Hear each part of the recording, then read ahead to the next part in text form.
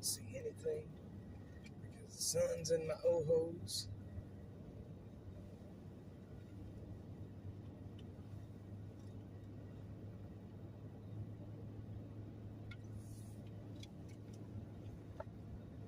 All right, we are. Nope, thank you. Appreciate it though. Got it. Let me know if you change your mind. You're welcome. Good morning, Storm Chaser Mark. Little bit of a different thing today. It is no longer the streets of Austin. It is now Streets of Texas. Streets of Texas Road Trip Edition. Good morning, Mr. Jeffrey. I got a little later start than what I had planned on today, but that's all right. Had to make sure the Dash Mobile's juices were correct, and we had all the fluids and orals and. Plus, we were watching some football. Yeah, I had to make sure all the, the Dash Mobile's juices and oils and fluids and toenails were clipped. So I think we should be good to go to make it to Dallas. I do have a spare and a jack and a trunk full of tools just in case anything goes wrong. But 2243 in between Leander and Georgetown. Well, I'll tell you what, I lived in Georgetown for a bit. This was before Joe, and this was years ago. I lived out here in Georgetown for a bit, and I loved Georgetown. I really did. Georgetown was a cool little town. I've only had one ticket. Before I started Dash, I only had one ticket, and I got that ticket in Georgetown in a school zone, funny enough, and it cost me an arm and a leg. So that's what school zones and construction zones will do to you. Yep, and it gave me points on my driver's license. So, hope everybody's doing good today. We're just going to leave the stream on. I don't really expect anybody to stay or whatever. We're just going to leave it on for as long as we can, or at least until we lose service, especially in between Waco and Dallas. Miss Butterfly, good morning. We are going to go by the West Fertilizer plant where all of those people were killed back in 2013. Do you guys remember the West Fertilizer plant explosion? Yes, Miss Butterfly, if you can do that. I just got off the phone with her. But we're going to go by there. There was 15 people killed in this explosion. Over 160 people were injured. It was one of the largest explosions in America, in the U.S. at that point. Richie B, good morning. It was a very big explosion. It was ammonium nitrate. Millions of pounds or hundreds of thousands of pounds of ammonium nitrate exploded. It basically took out the whole of the West Volunteer Fire Department. Killed almost every one of them. They were there fighting the fire when it exploded, and it killed them. So, yep, it was a bad thing. I remember.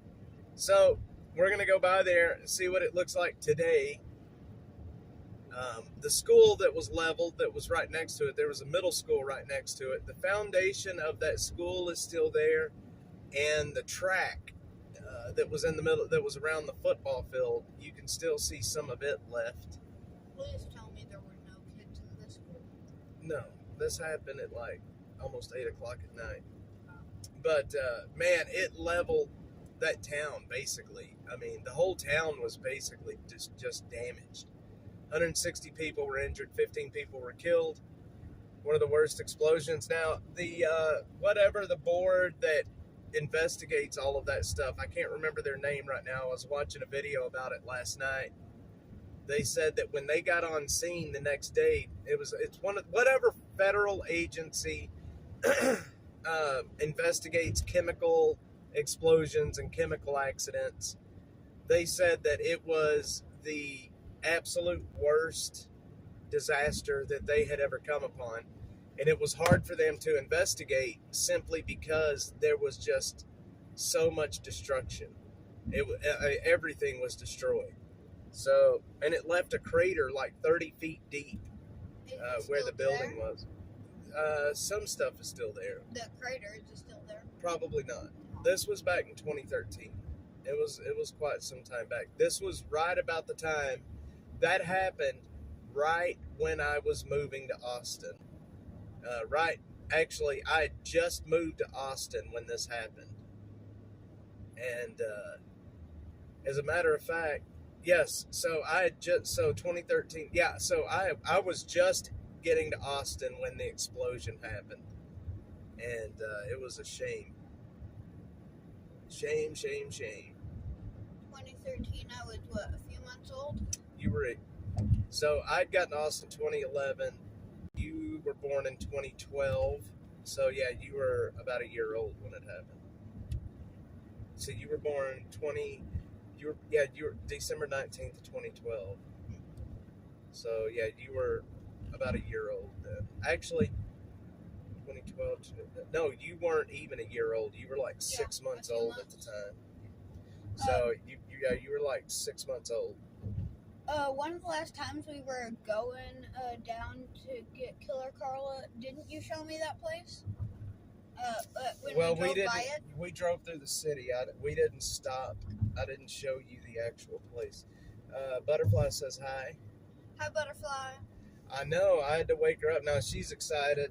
She is pumped up and ready to come to Austin, and I am excited that she's excited. Man, yesterday was wild, y'all. YouTube took down my streams from yesterday. As a matter of fact, I was able to fix the one from yesterday morning. I got a strike for yesterday morning, and they took both of my streams down from yesterday afternoon. So there's no more video remaining from the incident yesterday.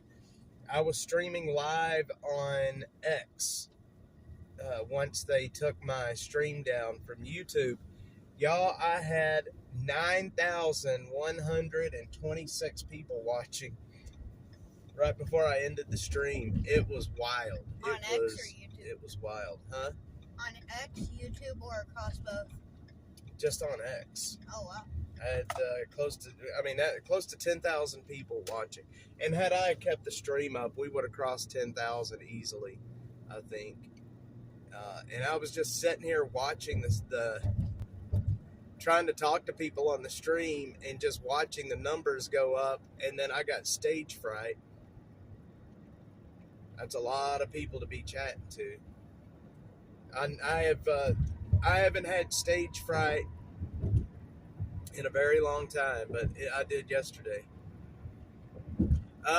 She finally, it went on forever. I mean, it was like, I think it was 5 yesterday afternoon, and she finally ended up just getting off the wall and walking to the police cars, and they left. Richie B, good morning. Probably got bored. She was up there on that bridge for many hours. It was wild. About what, 7? It started about 11, and I think it ended it was almost dark when she finally came off the bridge. And it was like, the negotiators, the Austin police negotiators, they are some of the best in the business, and they would work with her until they got her down, and that's exactly what it is. Yeah, the stupid news people. You know what? I counted this morning 146 threats in my DMs since yesterday. The Redditors, the goofy 3-haired goatee Redditors came after me last night, and they had their pitchforks out. Well, like I say to all of them, they could go shove it where the sun don't shine. I told them to go suck an egg. That works too. Yeah, the news. It's just, I don't get it, man. The news in this city is wild. It makes no sense to me. So we are just leaving Georgetown, going north on 35. Well, Georgetown Airport. so I didn't really have a problem streaming the incident until the lady started laying down on that top of that wall, and the wall is only about 4 inches thick. It's not very thick, and she was laying down on it.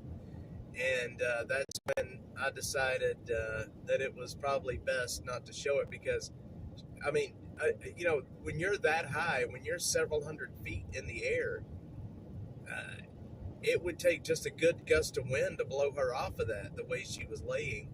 And I literally thought, I ended the stream because I thought she was going to end up falling off the top of it.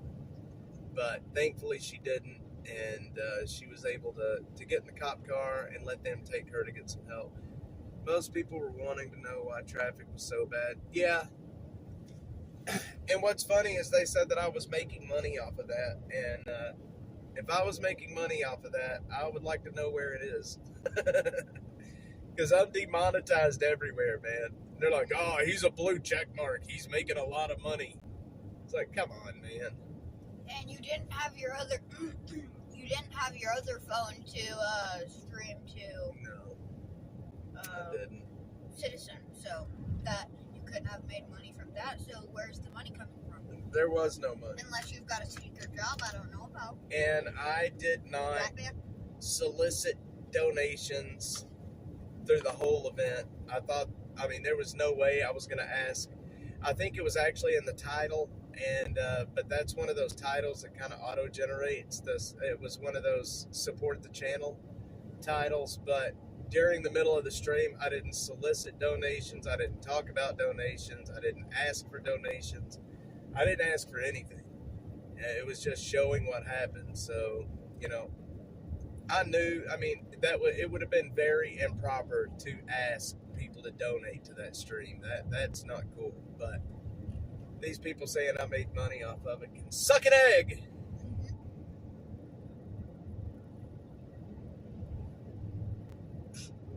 What? I just thought about, remember, we were coming home from school or something, or on the way home? No, we were on the way to school, and you left your other phone at home.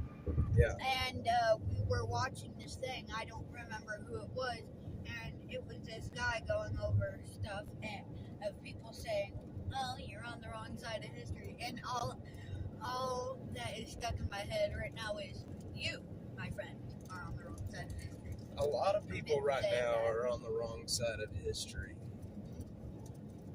And that is absolutely true. Wonder why Killer Carla hasn't chimed in. I know she was...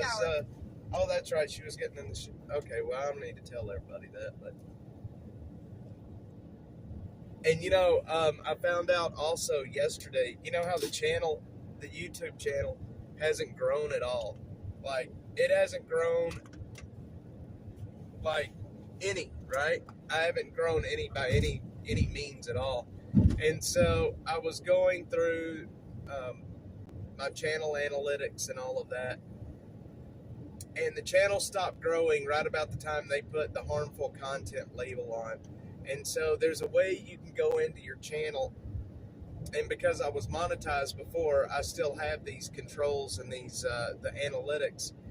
I am basically search restricted. They're not going to recommend any of my content to anybody. So the only way that people will see this is if you're already subscribed and you get a notification. And I think that's just chicken shit for them to do that, but it is what it is. All right, cool. They are pieces of crapola. But I was in Mom's room with her yesterday, during one of your streams. It's a Trooper Memorial Highway right here, so. Yep. Anyways, I was in Mom's room with her during one of your streams of the event, yesterday afternoon. Mm. And at that point, you had like 2,000, 4,000 viewers. Yeah. On YouTube. And she said, and if everybody just donated 50 cents, just 50 cents, we'd have that. Well, things are changing. We're not going to be doing donations anymore. We got one more month to make it, and then the donations end. And I cannot tell you how happy I'm going to be when we don't have to solicit donations to exist. I mean, I see a lot of YouTubers, I see a lot of creators that they do it, and I'm not only am I uncomfortable soliciting donations from the community, but I don't know, it just doesn't seem right. Like, to me, if a channel is going to survive, if it's going to be successful, the channel has to be able to stand on its own 2 feet, making money on its own without having to solicit donations.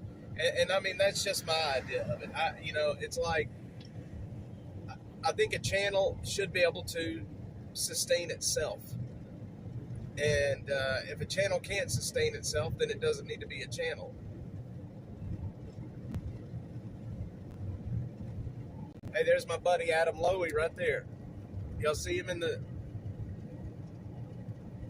That's Adam's a really good friend of mine in Austin. I don't know why he's got a billboard this far north. He's got billboards everywhere. Yeah, I know. I wouldn't even be surprised if he had one in Manhattan. Maybe. I know he makes a boatload of money. We always stop at this truck stop, but we're not today. We're getting to Dallas. Exactly, JT. Oh yeah, the banks, the automakers. I mean, if you're going to run a business, you shouldn't have to have your hand out to make sure that business works. Does that sound stupid of me to say that? Like, if you're going to run a business, whether it's a channel, a media company, a bank, automakers, you should not have to have your hand out to the community to make sure your business works. And I don't know. That's just my opinion on it. And Elon Musk, after the election, or it was actually shortly before the election, he owns Tesla, and people get EV credits right now, right? And even Elon Musk was saying, no, we don't need, we're going to be cutting the EV credits. It's not right. Taxpayers should not be paying for these cars. And it's true. See, the banks, corporation gave back to corrupt politicians. Did y'all see, there was a story, now I may get this completely wrong, but there was a story I was looking at last night where this whole thing in Ukraine with the money, right? Money going to Ukraine. We were giving massive amounts of money to Ukraine, and then they in turn were paying these companies here in the United States to build weapons, and they were buying, massive amounts of stuff, and then that in turn, and every company that they were buying from was owned by BlackRock. Who's BlackRock? That's just a massive company that's got issues, but basically it was, I'm telling you, JT, that whole Ukraine thing is like, you've got to be kidding me, man.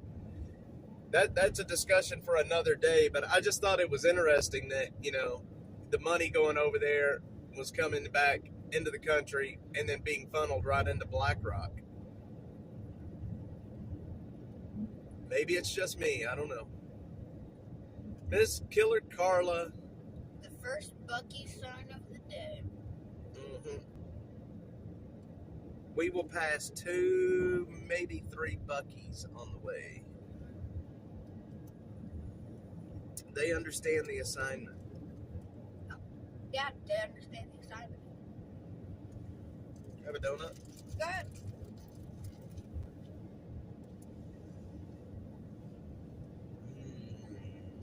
Mm-hmm. Powdered sugar donuts. Yep.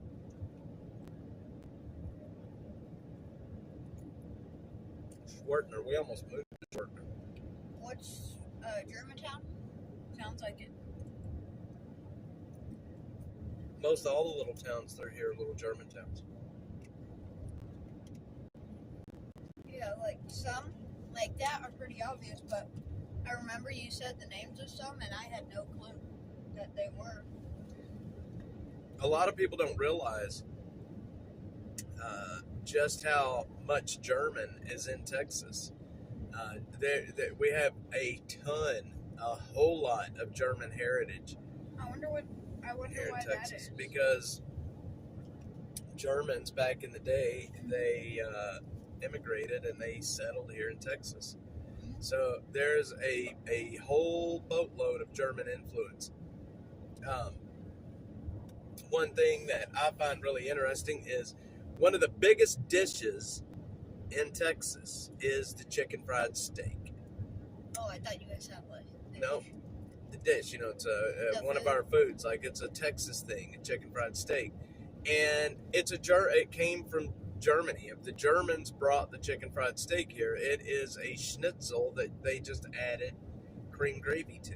That's all a chicken fried steak is. It comes from German cuisine. How do you like that? Wow.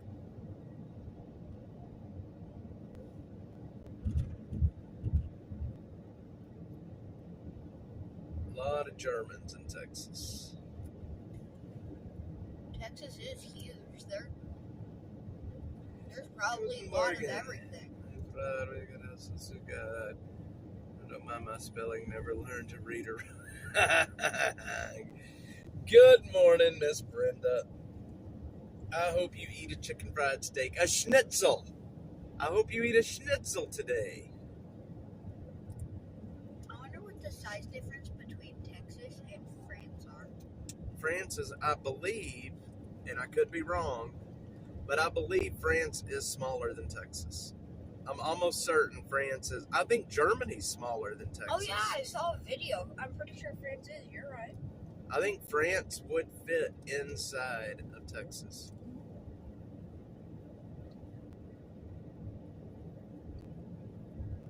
Been to Germany and surprised that their diet many fried foods and they are not fat. It's probably because they're not eating just complete junk chemicals like we are here. Schnitzelsville Cutlet, many people get turned off when they see what it really is. I love veal. Veal is delicious. What's that? Veal is basically a calf. Okay. It's beef, but it's from a baby. Oh. And if I remember right, I thought it's you a meant like baby. the calf. It's a baby that's never touched the ground, if I'm not mistaken. I could be wrong on that. I do know it's a baby calf, but I could be wrong on the whole it never touched the ground portion. I thought you meant like calf. Calf, like a moo. You know, I moo. know, like the child's cow. Yep. Yeah. I'm willing to try it. I mean, It's good. I tried cow tongue. Why wouldn't I try the goat? Lingua. Streets of Texas today. We are no longer the streets of Austin. We are now the streets of Texas. Where are we right now? I have no clue. I think we're coming up into Gerald, or we may have already passed Gerald. Have we passed Gerald? I can't. Yeah, I think we passed Gerald already. You guys know what happened in Gerald? Does anybody know what happened back in 1997 in Gerald, Texas? Hang on. Quit being a goofy boy. I want to see. No potholes or cracks. Yes. Spent 9 of my first 12 years in Germany. 2 brothers born over there. I am German as well. I know. We will on the way back, yes. Would you like anything from there?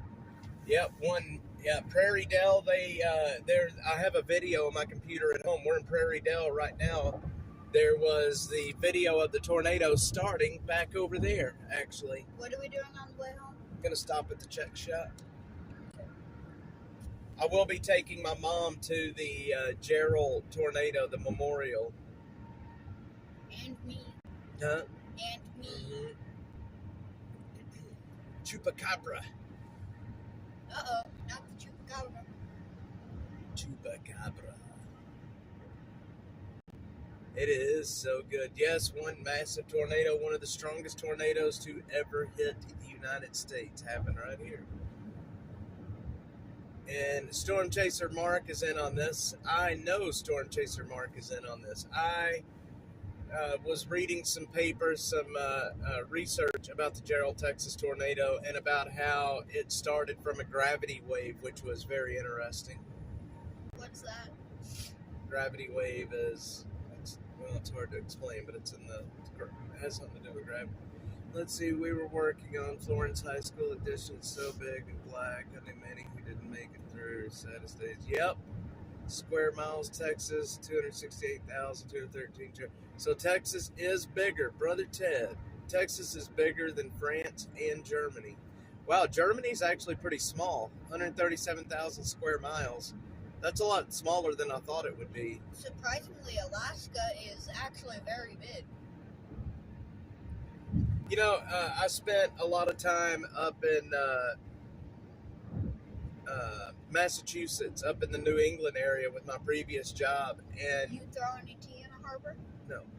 And so I spent a lot of time up there, and it was really interesting because I was in Boston, and it would take me no time to be in New Hampshire, and then no time to be in Maine. Like, you could, for the time that it takes me to drive from Austin to Dallas, I could go from Boston all the way up into Bangor, Maine, up in that area. And it's wild when you see how small those states are up there. They're tiny compared to here. You could drive through, 3 or 4 states, not even realize it. Down here, though, it takes you, 8 hours to drive across Texas. Depending on which way you're driving. If I remember right, when I went down to the border to cover the border convoy earlier in the year, we drove to Brownsville first, and it took us like 5 hours, 4.5, maybe 5 hours to get to Brownsville from Austin. I moved to Bastrop from Texas. Aaron. From the valley to the panhandle, halfway to Canada. Aaron moved to Bastrop from Texas. I moved to Austin from Texas. I moved to Leander from Texas. Yep. No, Austin is not Texas. Look at this guy. He passed me on the shoulder. What an idiot. What is wrong with people? I'm doing 70. You could go the other way. Did y'all see that guy pass me on the shoulder?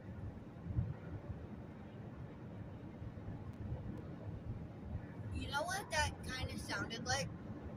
You know when you first turn on a fan and it's on high? Yeah, Like he was hitting the rumble stripes. Oh, he hit the drunk bumps? Yeah.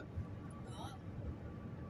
Butterfly was born here, stayed here, been here, ain't going anywhere. Good old Butterfly, the Texas original. I never been anywhere Psycho else. drivers from out of state. I'm telling you, man, coming out of Austin. Did you know there is about 8, 9 Texas accents? There's 2 Austin accents too.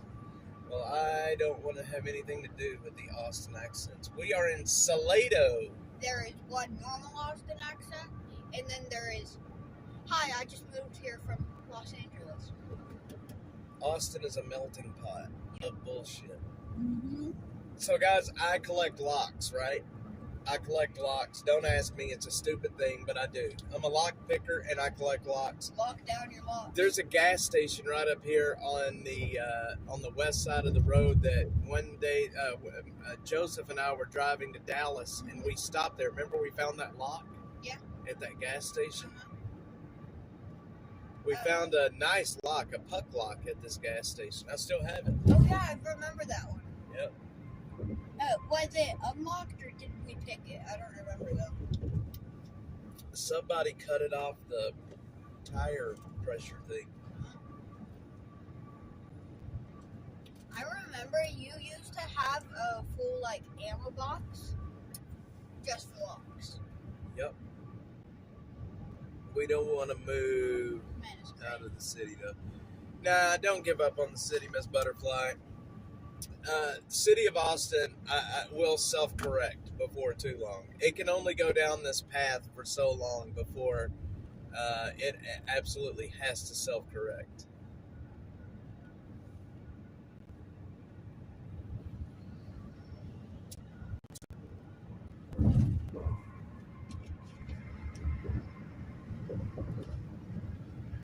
Salado, Texas. Oh, dang it. You know what thing we must always do every time we come down here that we didn't do this time? Breakfast jacks. Yep. Before it looks like San Francisco. San Francisco. Yeah, good old San Francisco. You know, I went to San Francisco back in 2003. It could have been 2003 or 2004. We flew out there and then drove back. It was some of the. I've been to California twice.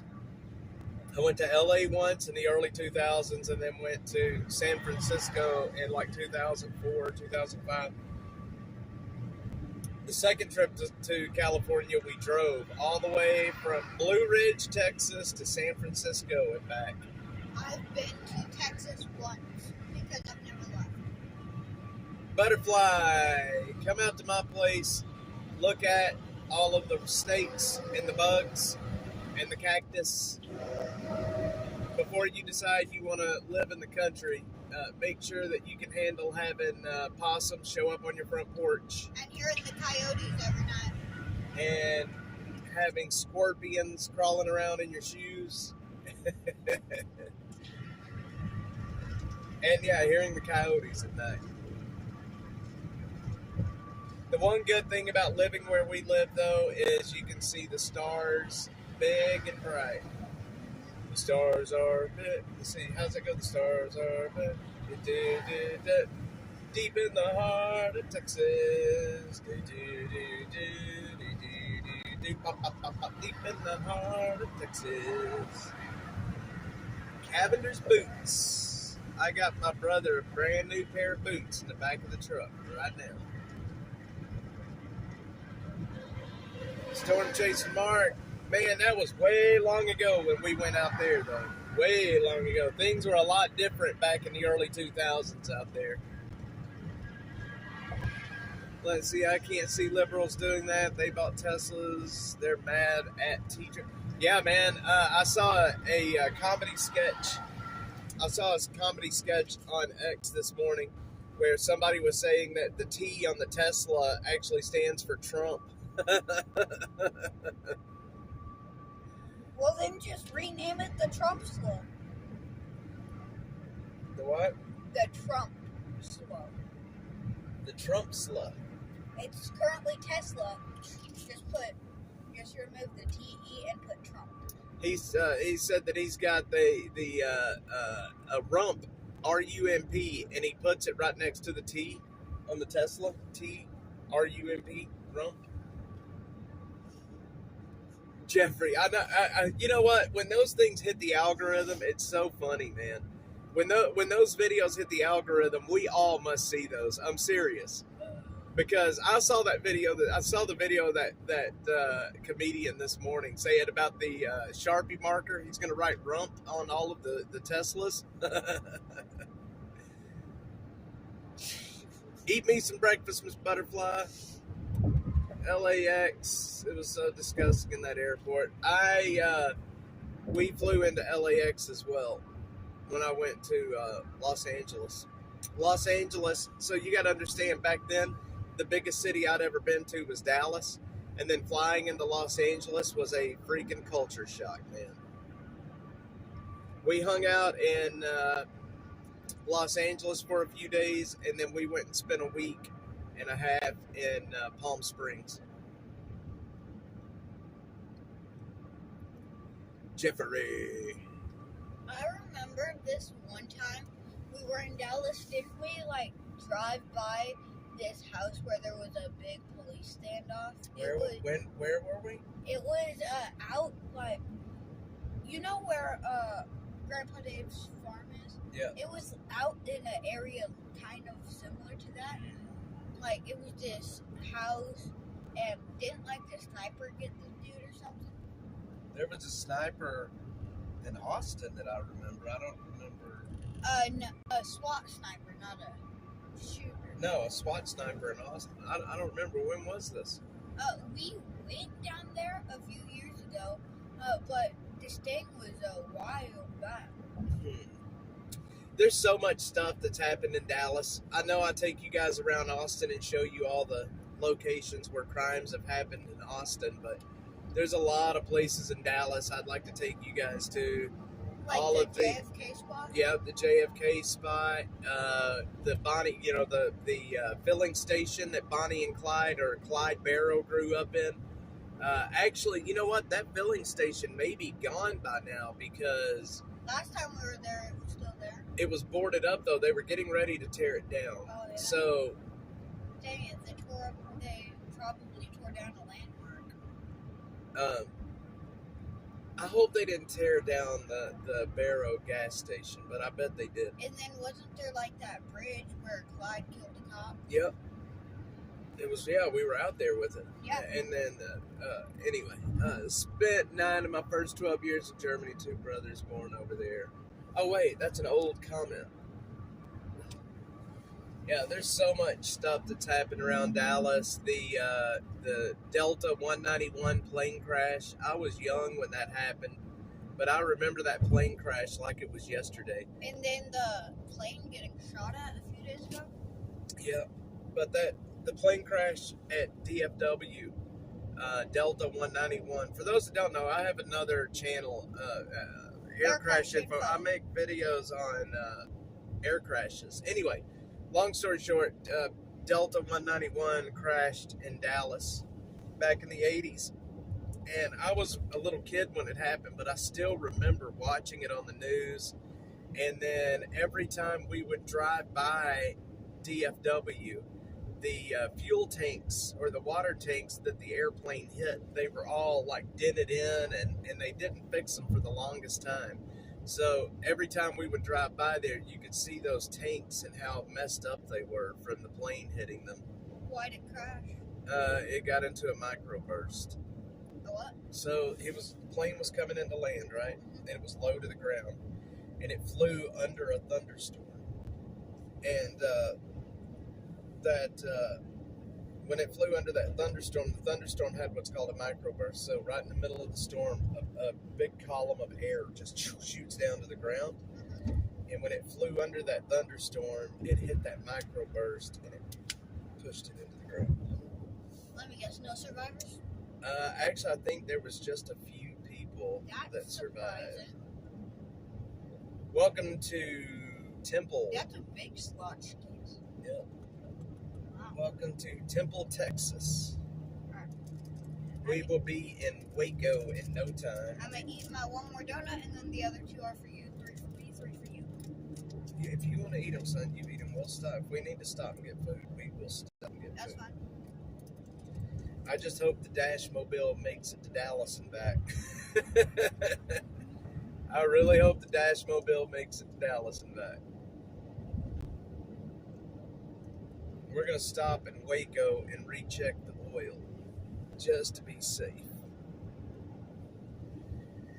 Been to Temple years ago, but we are pulling into Temple right now. Actually, I think this is actually considered Belton.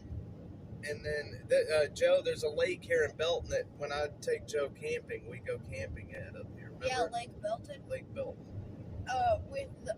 I remember we were at our thing. This was before the raccoon and the deer. There was 2 vultures sitting on the fence. Yeah. It was like a wooden picket fence type thing overlooking the cliff. Yeah. Let's see. Me and my brother used to fly out of DFW 35 years ago, twice a month to hang out at the airport and watch airplanes. $35 round trip. That's not a bad price. Can you imagine getting a plane ticket for $35 even one way today? Bull crap. It was so funny. The last time Joe and I were up here in Belton camping, we were sleeping in our tent. Dang right. And in the middle of the night, I mean, this was like dead in the middle of the night. And so at this time of year that we went, it was like right now. So it was warm during the day, but it was getting really cold at night. And Joe and I were freezing our asses off. We weren't really prepared for that. But anyway, I heard somebody messing around with our food. I left food out on the picnic table, and I could hear somebody digging through our food, opening bags, and it scared the piss out of me. Little raccoon ran away with my bag of marshmallows. Just eating up everything. They were using their little hands, and they were opening bags with their hands just like a human would. And yeah, that one little fat raccoon ran off with a whole bag of marshmallows. It was funny. That was my bag of marshmallows. I've still got a grudge against that raccoon. He was big If too. I That find raccoon was big. If I find him, I'm gonna make him buy me another bag of marshmallows. Jeffrey, those raccoons that night scared the piss out of me. I swear the way it sounded, the way bags were rattling and opening, and then the pan stuff was rattling, it sounded just like somebody was going through with hands. And I guess it's true because raccoons kind of do have hands. Remember the deer? Mm-hmm. Well, we see deer all the time. Yeah. But you thought it was a mountain lion. I did. I had a raccoon rip the refrigerator. I believe it. Oh my God! Speaking of refrigerator door, y'all. Charlie? You know, let me tell the story because I had the bright idea of buying a potbelly pig, a mini potbelly pig. We named him Charlie. All right. 5. We named him Charlie. He lived in the house with us. He went to the toilet in a litter box, and he was a good pig, right? But this pig would eat anything. Like, he would open the refrigerator and just eat when we were gone. He would open the pantry. And it got to the point where I was duct taping the goddamn refrigerator door shut. And he would break the duct tape and get in. And we zip tied the cabinets, and I'm pretty sure he like bit through he part did. of the cabinet. He broke the wood on the cabinet getting Yeah. in. And I'm telling you, let me tell you something about mini pigs. They may be mini, but they still get big, and they are strong as shit. And when these pigs want to eat, they will eat. And it doesn't matter what you do, they will get to the food. Their noses and their snouts are so strong. They busted zip ties. They pulled the framing off around one of the cabinets just to get to the food. Charlie was a mess. I miss him. He was a mess. But he was a good pig. I got him for my 4th, 5th birthday. Let's see, rubber gaskets. I was at work doing security. Had to check. Yeah, interesting. Yeah. Have any of you guys ever had potbelly pigs and lived in your house with them? It's hard to live with a pig. Let me tell you that. I was about 4, 5. That pig was that. But that's a big body of water right there. I gave a mini potbelly to a boyfriend. He was in Nebraska and it didn't grow fast enough, so he fed it corn. Oh my God. Oh my God. Yeah, man. If you're feeding them, they will absolutely explode. Holy moly. Yeah, they'll get big. These pigs grow. And you're right, depending on what you're feeding them. I mean, Charlie grew fast, and he grew to the point where we couldn't even pick him up anymore. He was so heavy. I remember how they had to get him out. It wasn't fun. I miss him. Well, we'll get another one day that'll stay outside. I remember you were at work. It was me and Mom at home, and someone came and picked him up, and eventually they ended up luring him into like a crate, like a dog crate, but a bigger one, with a jar of freaking peanut butter. That fat pig. Pigs will eat anything. That fat little pig. Jeffrey had pet ducks. I love duck. Eating duck or? I love eating duck, yes. Oh. I'm a duck eater. I'm a pig eater, too. Oh, speaking of that, you want to know one thing Charlie did that really kind of weirded me out the most? He got into the refrigerator one time and ate a pack of pork chops. Remember that? He ate a pack of raw pork chops, and it really, it was odd, the feeling it gave me, like thinking about that, thinking about him eating the pork chops. It gave me such an odd feeling in my stomach when he did that, when he ate those pork chops. Cannibal. 18 years. He put an ad in the Denver Post, and a couple came in a custom van, asked if she was housebroke. Said never went to the house. They loaded her up, never heard from her again. Well, hopefully she turned out okay. Mini pigs are good eating, I can tell you that. But I remember I would try it. Again, I was 5, so didn't have the best brains on me. But I would try to ride Charlie like a horse. I remember. I'm pretty sure the longest I was able to manage was like 37 seconds. Yeah, Joe would ride Charlie when he was a kid. It was funny. Didn't one time we were gone, we came back, didn't he have like break a vase or something? The whole dining room. Yeah, there was like dirt all over our baker's rack. He knocked it over and he ate the plants that was on it. We had a cat at the same time, and this cat and Charlie were like best friends. It was like Milo and Otis, but with a cat. And the cat would lay on Charlie and sleep. It was so cute, man. It was so cute. That was Hey Hey. I thought that was Big Boy. No, Big Boy, we got him when he was big. Hey Hey, we got her when she was baby. She was raised in a barn, not housebroke at all. I still wonder. That's a massive car wash. Yeah, our pig was housebroke. He would use the litter box. We had a big pan that had wood shavings in it, and that's where Charlie would go. He would go in there and pee and poop. Pigs are actually really clean animals. He would go in that litter box and only in that litter box. I wish we could teach Cinnamon to do that. Yeah. So, lesson learned, y'all. It's easier to train a pig to use a litter box than it is a dog. Dogs don't use litter boxes. Exactly. You know what Atwoods is? What's that? I think that's a hardware store. It is. I wonder if they've got any good locks. Atwoods Ranch and Home Goods. Probably. I see why. In case you missed it.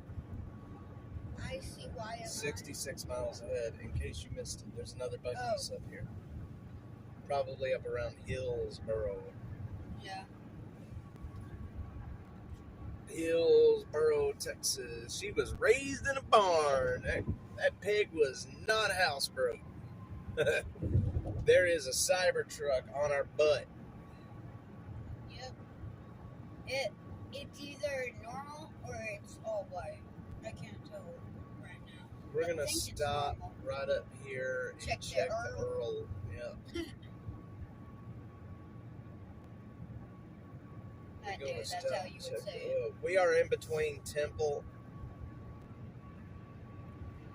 and Waco right now. You can hold it 65 more miles. Cross it off your Buc-ee's list. I wonder how much Buc-ee's pays for all of these billboards. Look, there's 2 billboards like a few hundred yards away. Let's see. The ugliest thing you'll see coming by a Cybertruck. I've seen 3 in Houston, silver, 1 black. Hey, check it out. Here's a white one. Oh yeah, that is white. Look, there's a white one right there. With an EV motorcycle in the back. Yeah. That is the ugliest truck, man. Actually, the white looks a little decent. If I was gonna have a Cybertruck, I would just have to have the stainless steel. Spanish oak leaves are finally turning colors. Got frost. Man, you know what? I was just talking to my wife about the leaves changing, Miss Brenda. Like I said, I spent a lot of time up in the Massachusetts area, and the one time I was up there during the fall when the leaves started changing color, I'm colorblind, but I could still see the leaves changing colors. And we're off to see the beaver. I have never seen anything like the leaves and the way they change up in New England. It is absolutely wonderful. I've never in my life seen anything like it. We don't get that kind of a leaf change here. You know, we have, like I said, junipers and Texas live oaks. And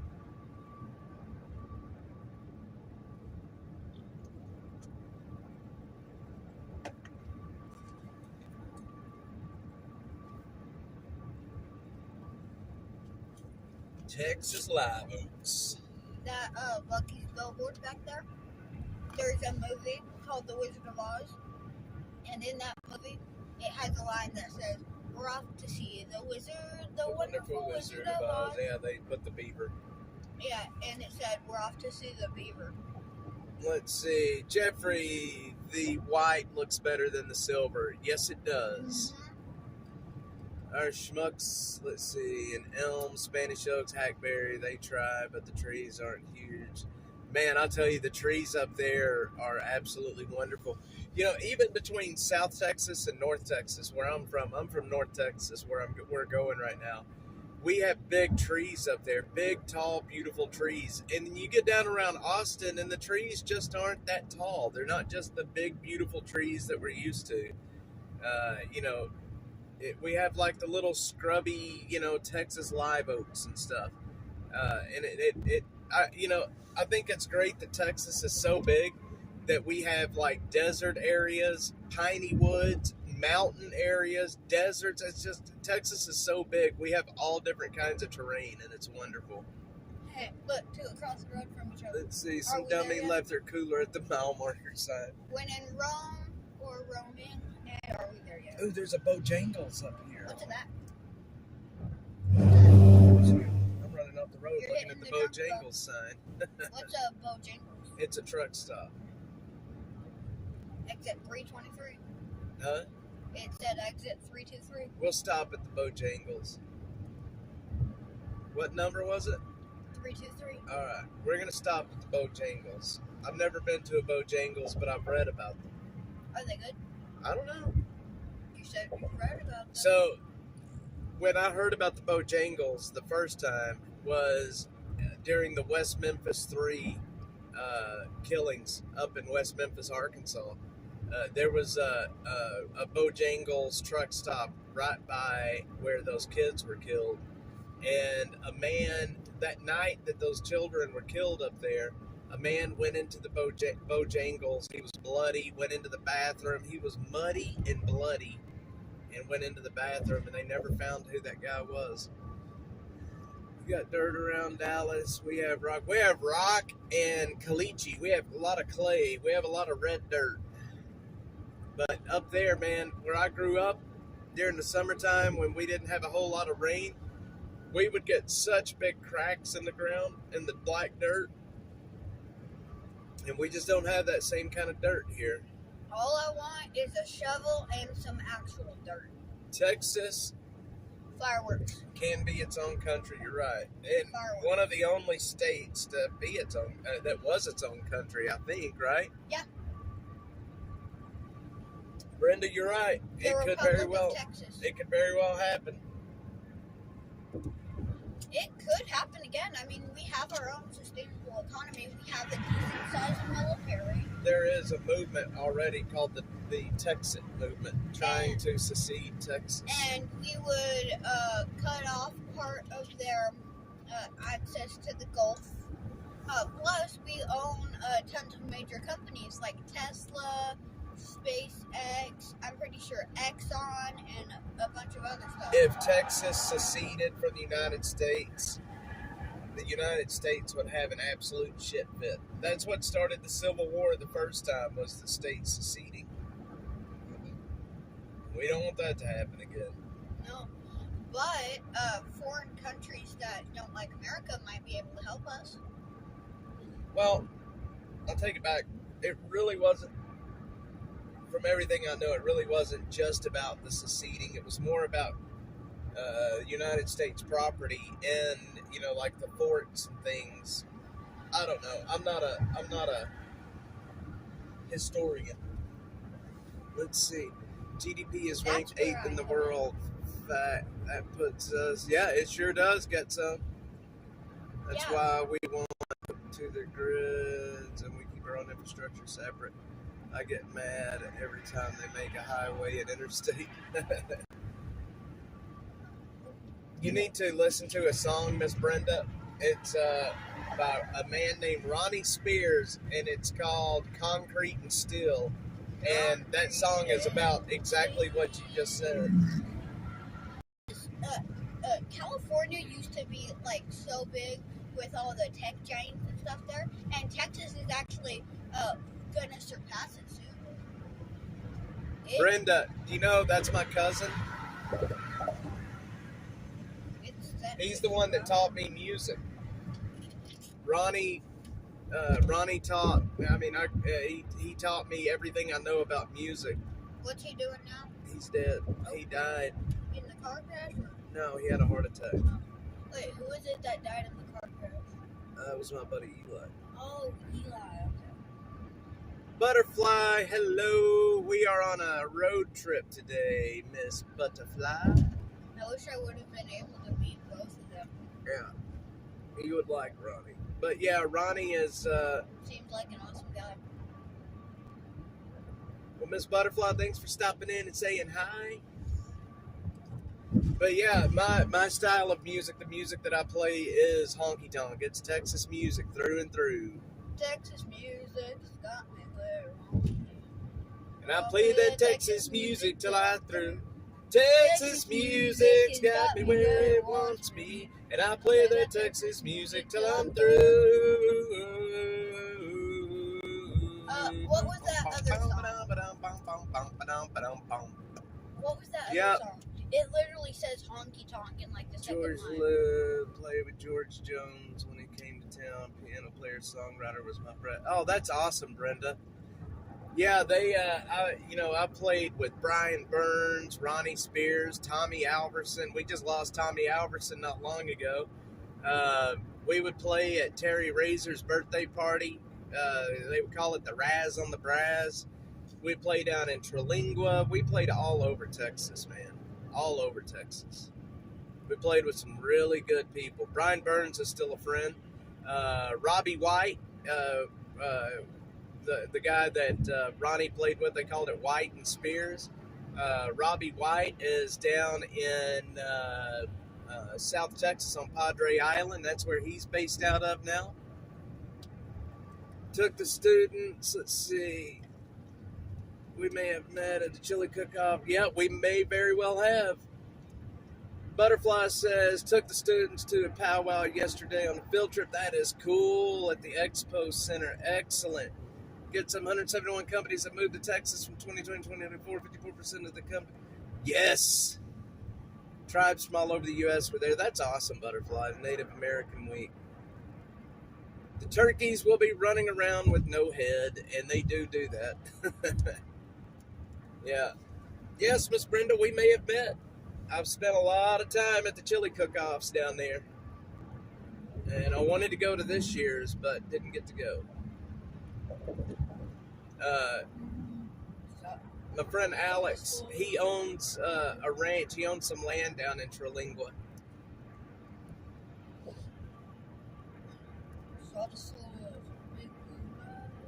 It's concrete and steel.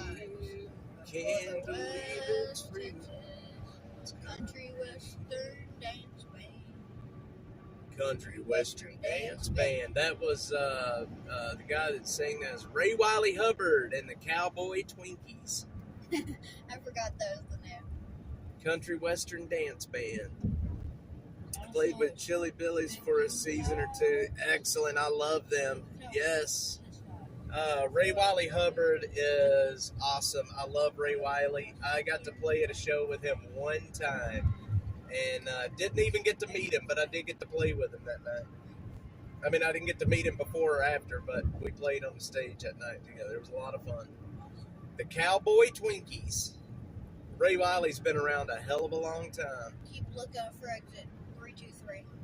Get some. We are on our way to Van Alstyne, Texas, which is almost in Oklahoma. Almost in Oklahoma. Remember those tornadoes we were watching videos about that were. Let's see, the highway was closed due to the woman trying to jump. Yeah, I covered that yesterday. Butterfly was out there the whole time. Yep. I streamed a lot of it, but I took the streams down just because I did not. I just didn't feel that it was right to leave them up. Yeah, it was. YouTube took them down. YouTube struck me. I'm surprised I'm live on here. They told me yesterday that I couldn't go live for 7 days, but it let me. So, but on X, I had close to 10,000 people watching on X yesterday. You didn't see the lady. She was on the bridge that goes from eastbound 71 to northbound 35, right in the middle of that bridge. She was on the second highest one-lane bridge. Get some. We're gonna go up to Dallas and then up 75 through Richardson, Plano, Allen, McKinney, Melissa, Anna, and then Van Alstyne. Yeah, they. I was over on. I parked on the east side of 35 at a hotel right there where I had a really good shot of the lady. We watched her up there. I streamed it all the way up until she started laying down on the. But I thought for sure she would accidentally fall off. But shortly after I ended the stream, she got off the wall and just casually walked over to where the cops were at, and they took her to get some help. Get that low, there's love in the world, hurts my heart. Yeah, it is. And, I was trying to tell that to people the whole time yesterday. What? Fight. Yep. I was trying to tell that to people, and it's sad. I think she was pretty young, yes. Just tell me I'm moved to Oklahoma. Yeah, she was pretty young, it looked like, for sure. She looked like a young Hispanic lady, but don't quote me on that. I do not have any video from it yesterday. All I have is one picture that I took. But the streams I took down completely. So, and I didn't save any video. Simply because I literally thought, by the way she was laying on that, a wind gust could have blown her off, and she was way up there. So, once I ended the streams, I deleted them. I didn't want to keep any of that footage if she had fallen. I didn't think it was right. Maybe I'm wrong. But I'll tell you what, a bunch of people came after me last night from Reddit. They threatened me. It was wild. It was wild. No, she wasn't. She looked like a pretty healthy female. Should have told him to go shove it where the sun don't shine. I am picking up my mom, Miss Butterfly. We are on our way to pick her up now. Thank you. Jeffrey, I appreciate it. I probably shouldn't have been streaming it, but, doing this job, it's hard to tell, it's hard for me to decide what is newsworthy, what should be streamed and shown and what shouldn't. And the more I got to thinking about it during the stream, the more I was like, this is just wrong, for one. And so I figured it would be better if I just gave people updates from the scene instead of actually streaming it. But there is a stream of the ending on my X. I do have a video of when she came off the wall and went to the police. I do have a video of that.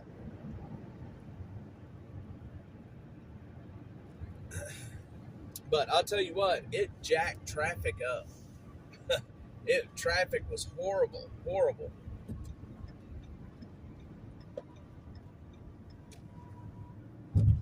That's a lot of stuff on that trailer.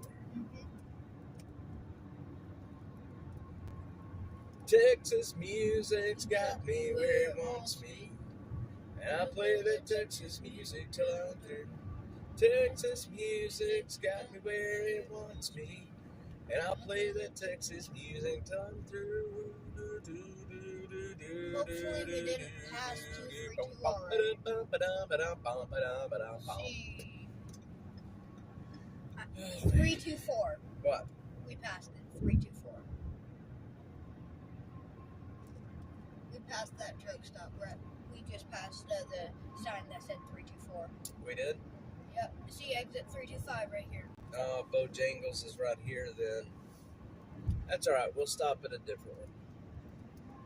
I don't really need to It was stop at a a little ways Bojangles. back, apparently. Huh?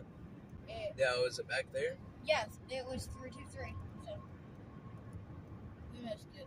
Alright, well, it happens. We're catching traffic. Missed it by about 2 or so miles. I didn't get to see it. I wanted to see it at least. I didn't see it either. Look at that big old Texas flag up there. That big, beautiful Texas flag. They're flying the colors. The red, white, and blue. Let's see, we couldn't see the traffic from the ground, and I heard it was backed up. Oh my God, yeah. So, Ben White was shut down for so long that I think, from what I heard, traffic was backed up all the way into Oak Hill. 71, 290, whatever you're going to call it, was backed up all the way into Oak Hill. Happy everybody turned out all right. Yeah, Jeffrey. And here's what's really shitty about that whole situation is people were saying some of the nastiest things just because they were stuck in traffic. And I get it. It sucks to be stuck in traffic. But when there's a human life on the line, man, fuck your traffic. You know what I mean? Shove it where the sun don't shine. There's more important things than traffic. And if somebody is in a crisis, it doesn't matter. But people were definitely just throwing a fit. Somebody actually said on my stream, instead of backing up all of that traffic and using all of the police resources, put an airbag under her, push her, and hope for the best. I'm not kidding you. Somebody said that. You get pushed. Somebody said put an airbag under there and push her and hope for the best. Hey, Dad, you know what we should do? What? Get that person, put an airbag under them, push her. No, it's just people are. Sometimes humans can be really nasty people. I'm going to use my line I have said now 27 times this stream. They can go shove it where the sun don't shine. They could suck an egg. Or that. I wished I knew, Brenda.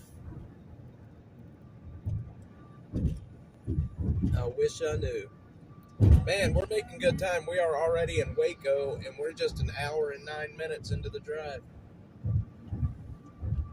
It is 10 o'clock. Almost 10 o'clock.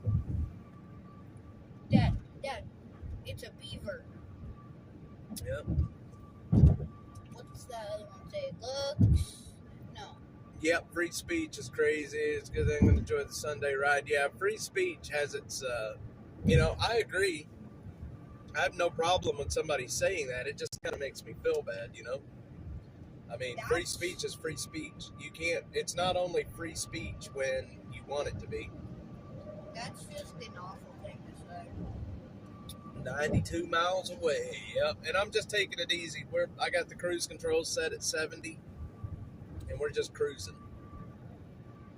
We're going to have to pull over soon and check the Yeah, Earl. we're going to do that up here. Yep, free speech is a beautiful thing. No, you can hold it. Free speech is a beautiful thing, but Sometimes only- it can be awful. you can't only agree with free speech when it makes you happy. That's the beautiful thing about free speech, I think anyway, is we can say stuff that We can cuss out the president if we want. well, I cuss out the president all the time. I mean, who doesn't? That's how you stay out of trouble.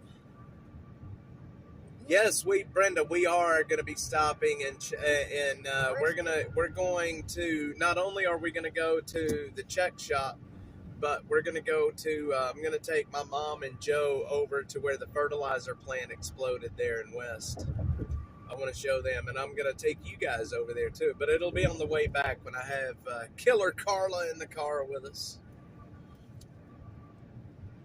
Welcome to Waco, Texas, my friends. Welcome to Waco.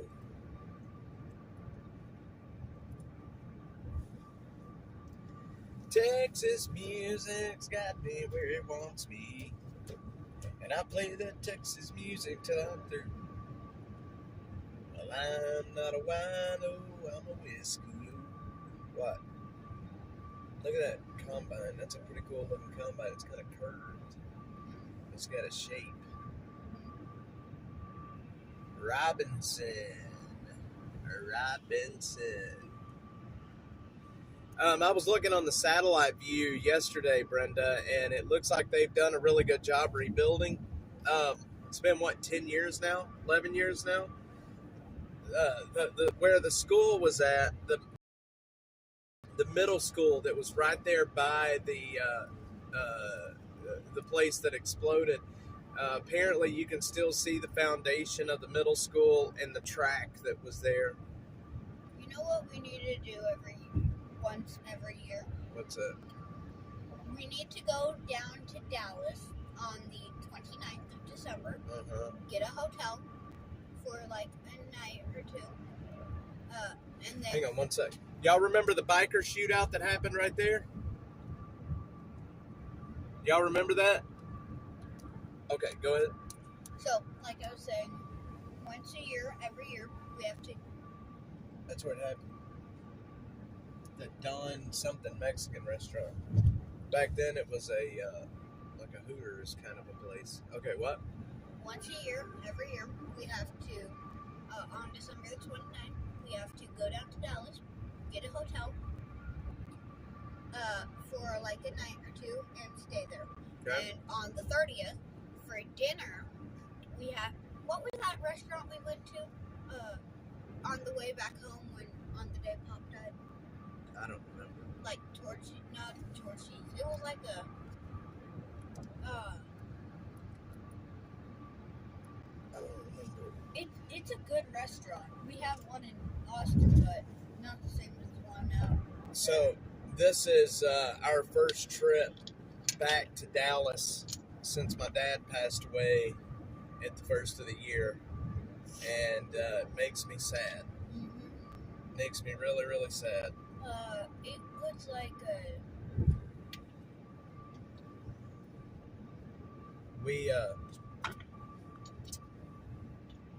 We're not expecting that when it happened. We had Christmas, and then the day after Christmas, my dad got sick.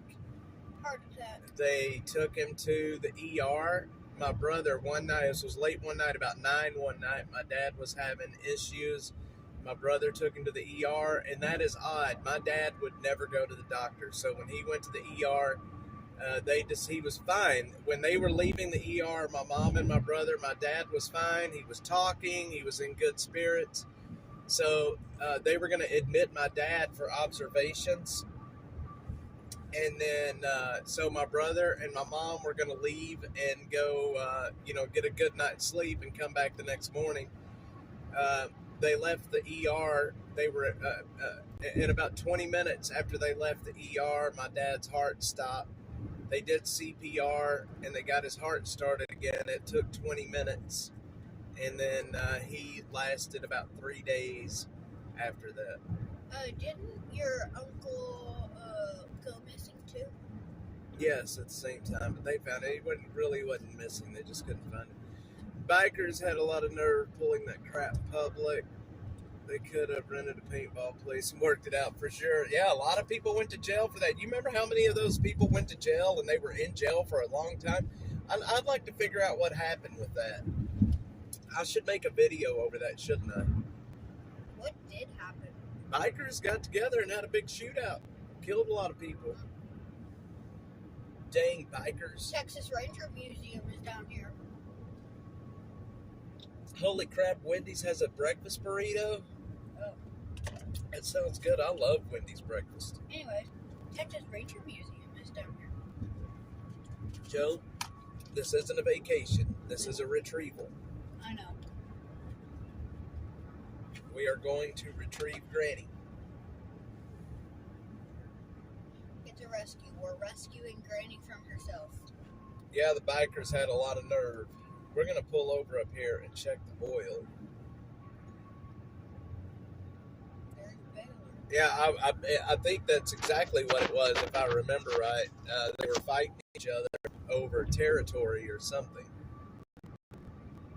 Yep, going after Granny, boy. I just saw the billboard. I'm going to check it out too because I'm actually a pretty big fan of Wendy's breakfast. They have that croissant sandwich thing. It's not like a croissant. It's like a bun, but it's I don't know, and it's really really good. I prefer the Jack in the Box. I like their biscuits and gravy too. The biscuits and gravy at Wendy's is delicious. It really is. If you've never had it, you should try it. Hard Lunch in Hillsboro. Huh? Hard Lunch in Hillsboro. Yeah. There's another one. Beaver Fit Check. Oh god. I don't know what that means. It's some new stuff. Stupid. Stupid, eh? Yep. We're going to get Granny, boy. Sit down and shut up. I'm sitting down. I will not shut up. Welcome to Bellmead, Texas, one of the most violent little towns in Texas. I kid you not. Yay. I can't wait to get some Jack in the Crack. Oh, hurt my ears. Helicopter. What, that noise? Was that getting your ears too? It's helicopter. Helicopter, helicopter, helicopter, helicopter, helicopter, helicopter! Just listen to it. It sounds like that. That's not what I'm talking about. Shut up. You know what I'm talking about? No. Helicopter, But I helicopter. don't It's want to. swing your doodler around. Oh god. Helicopter, helicopter, helicopter, helicopter! Okay, now we're not saving Grady, we're saving Joe. Please. Please. You ever heard of the comedian named Rodney Carrington? Rodney Carrington did that joke about the helicopter where you swing your doodler around. He's like, helicopter, helicopter, helicopter, helicopter. Oh god, I just got traumatized for life. Oh, man. Rodney Carrington. He's from Longview, Texas.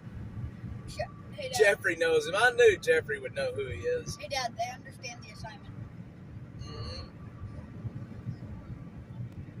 Now that thing stuck in my head, the helicopter thing, the helicopter, helicopter, helicopter. Shut up, sit down, and stop helicoptering. I'm telling you, Brenda, Rodney Carrington he is still funny. I still, he's got some new stuff on YouTube right now. You got to check him out. He's still just as funny as what he was. The favorite song that he's got, he's got two really good songs that I like. Two really, really good songs. One of them is called Titties and Beer. Titties and beer. Those titties and beer. Titties and beer. God dang it, I love those mother effing titties. Anyway, that's a really good one. Ooh, Jack in And the Crack. the other one that I really like from him is, well, I like my women like I like my chicken with a little bit of fat on the end. Not too much, not too little, just enough to make me grin. When I see a little woman walking down the street, she ain't my type. I need a little more meat. She's skinny, not my cup of tea. Well, you're gonna learn this chicken song. We ain't a going home. You're gonna learn there's a chicken song. Or we ain't a going home. We got Dirt Around Dallas. We have Oh, that's an old one. That's an old one. Yeah, his music is so much funny. It's so funny, so funny. Yeah, I'm telling you. Dear penis, I don't think I like you anymore.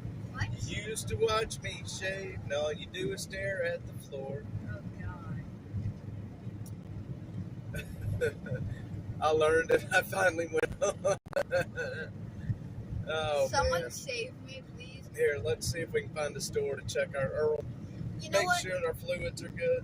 Dad, it's not SOS. It's not Save Our Souls. It's SMS. Save My Soul. Save our springs. Save My Soul. No. Well, I like my women like I like my chicken with a little bit of fat on the end.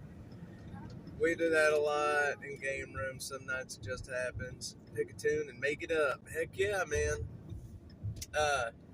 Let me tell you a story about Brenda. You know who Ronnie Spears is. Let me tell you a story about Ronnie Spears real quick.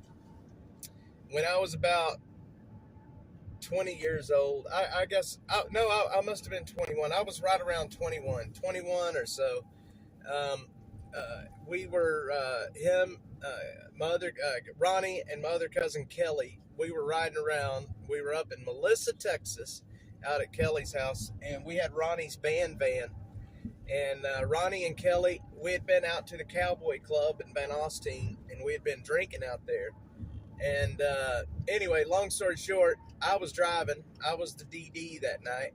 And we were driving the band van around. Ronnie was in the back seat singing. He was drunk.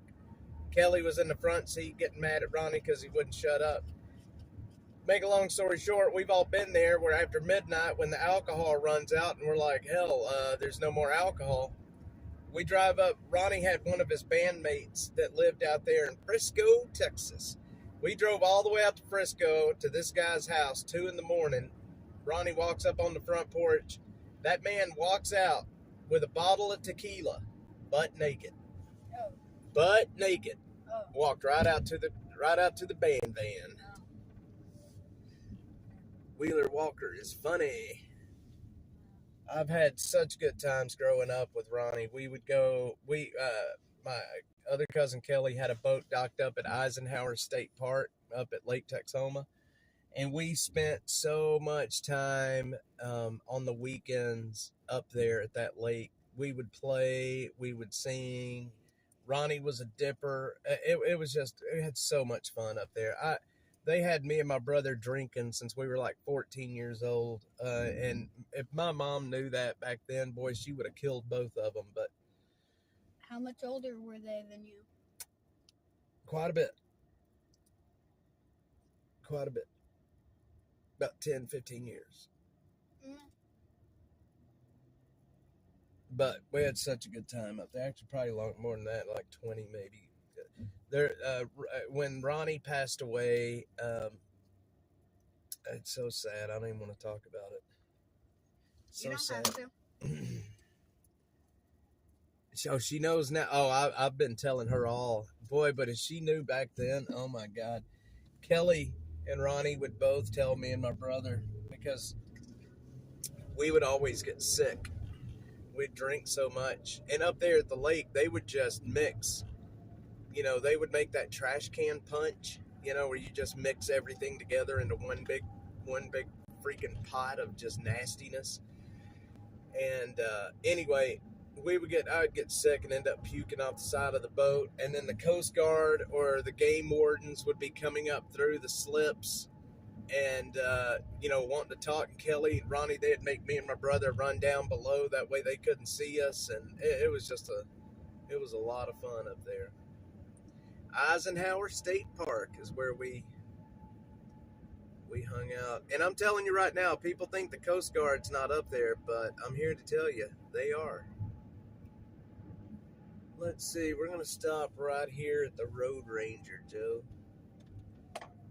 Ranger? We're going to stop Oh here. my God, it's just like what Mom calls me. What? Ranger. You said we're going to stop up here at the Road Ranger, Joe. And Mom, like half the time, Mom's always calling me Ranger Joe. Joe, you're Bazooka Joe. Was it Churchy's? I think it might have been Churchy's that we were at. You are Bazooka Joe. It might have been a Churchy's we were at. All right, guys, I am just going to leave the stream running. I've got to run inside and use the El Toilette. Let's see.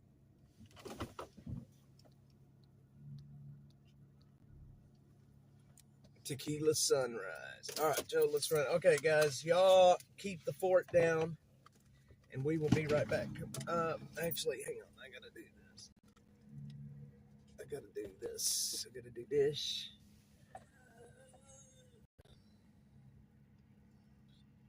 Been sitting still for over an hour. Do.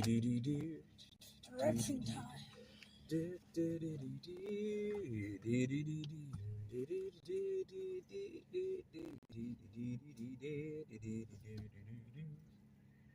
Hung to like a deer. Thank God I ain't queer. I knew that was that.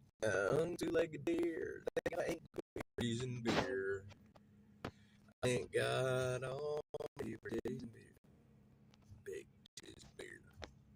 Boy, if your mom's watching, I'm in trouble. Mm-hmm. I don't think she's watching now. Guys, I can't see this shit right yet. I'm doing a login real quick. I need to make sure that my card is unlocked. Man, You alright? I started driving. But you problem with me driving? Well, I am, and then we'll be back on. Let me get things finished, and I'll be right back with y'all. So what I'm going to do, I'm not going to end the stream. I'm just going to rejoin here in just a second. So y'all can either stay on the screen or come back. I'm not going to end the stream. Just give me a bit, and we'll be right back. Did? All right, we're back. We're back. We're back. We're back. I love the way that I can. I love the way that I can actually end the stream, not end the stream, but turn it off and then come back. It's wonderful.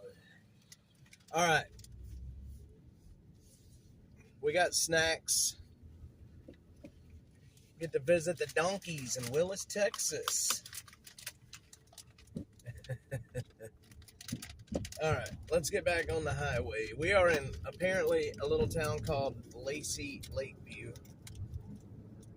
And I am going to be eating a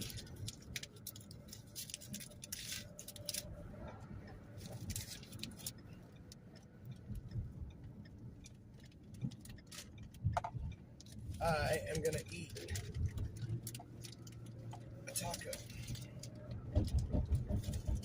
I think. What's in it? Egg and sausage, I think. Okay. I'm more of a bacon, egg, and cheese, but okay.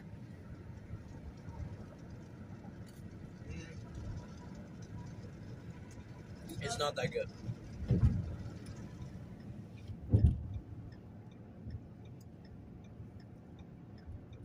It's really not that good.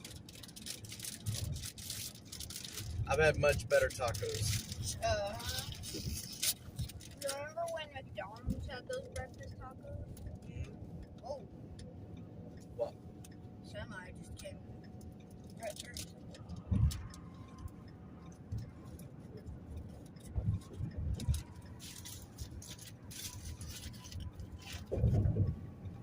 Uh-oh.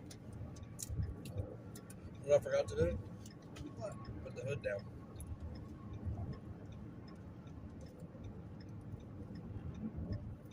And check the oil. We'll check it again later. I just need to make sure that we don't lose our hood. Are we back, guys? Are we here? Can you chat? Send me a chat if the chat is working. Please. Okay.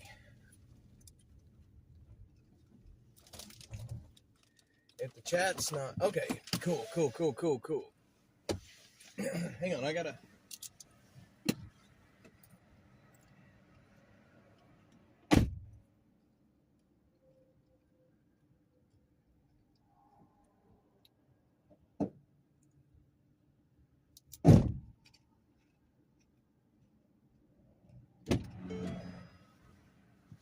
All right.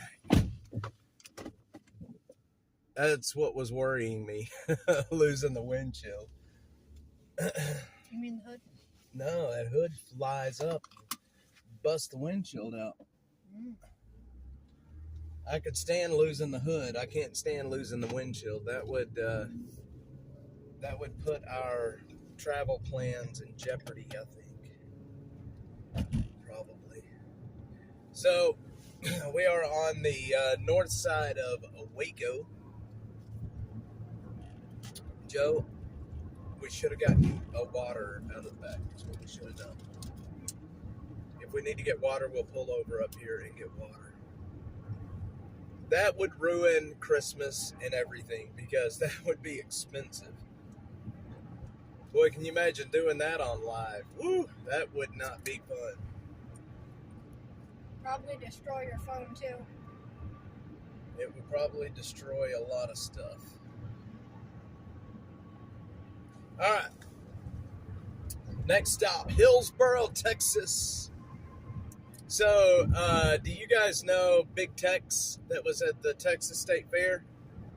Surely you guys know who Big Tex is. I have an interesting Big Tex story for you. In Hillsboro, there is a little little corner store called Carl's Corner. She was here just a little bit ago, Miss Butterfly. I don't think she's made it back. She was getting in the shower and stuff. But there's a store in Hillsboro it's just north of Hillsboro, called Carl's Corner. And I met the guy that did the voice to Big Tex. I met him there at Carl's Corner. He was actually talking to people, and I overheard that he was saying he did the voice for Big Tex. And then I was like, holy shit, you sound like Big Tex. And ended up meeting the voice of Big Tex. Huh? Big Tex. What's that? Big Tex was a big man at the state fair. Big Tex is gone now. I don't know if they rebuilt Big Tex. Big Tex burned down. I remember when Big Tex burned.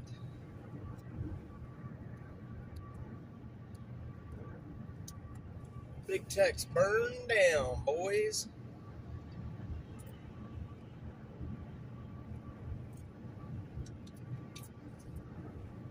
All right, y'all.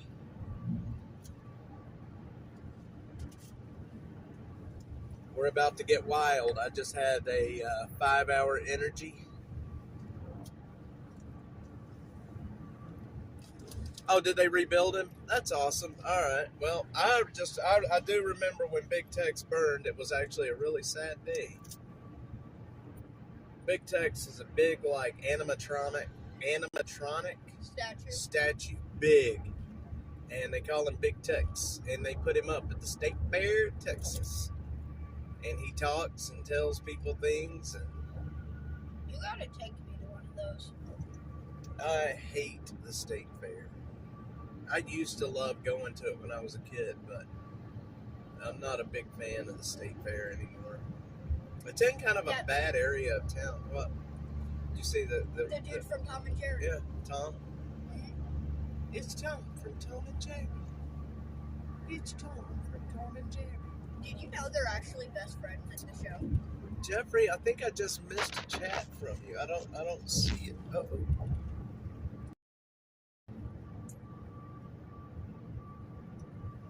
Did I miss a chat from Mr. Jeffrey? No, I guess I didn't. Did you know they're actually best friends on the show? Are they? Yeah. So, even though the cat is always chasing around the mouse, they're really best friends. That's all it acts, so that the owner doesn't get rid of that cat and bring in a new one that will actually hurt the mouse. How'd you learn that? Watching the episodes, plus I've heard tons of theories about it. Yeah, Jeffrey, I saw it and then it disappeared. That's why I couldn't realize something about Ken Paxton. I just briefly saw it, then it disappeared. Oh, there it is. There it is. Yeah, I've seen him because they're having a problem in letting people bring guns into Ken Paxton's soup. Okay. I don't know why it disappeared for a second, but I saw Ken Paxton's name, and then the chat disappeared. And I was like, what the heck? But it's back. I guess it just took a minute to update. What? I opened the bag the wrong way. No, you didn't. You're supposed to open it from the bottom to get all the extra seasoning. Oh, jeez. You kids nowadays. Man, I am very happy that the Dash Mobile is doing good right now.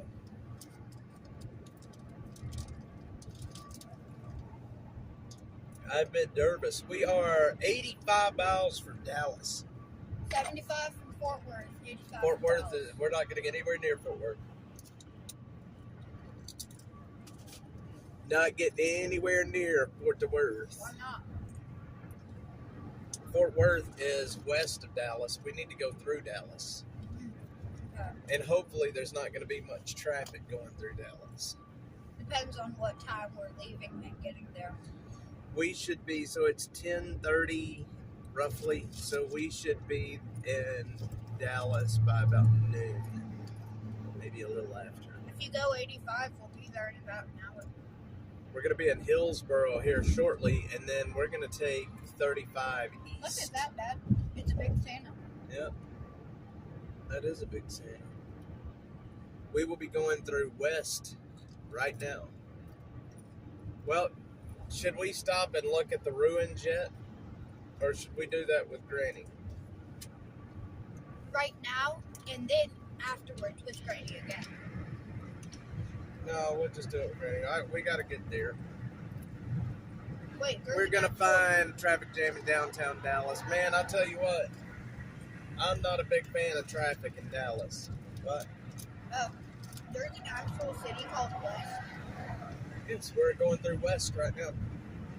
It's where the check shop is. Are we going west? Huh? Are we going west? No, the name is West. What direction are we heading?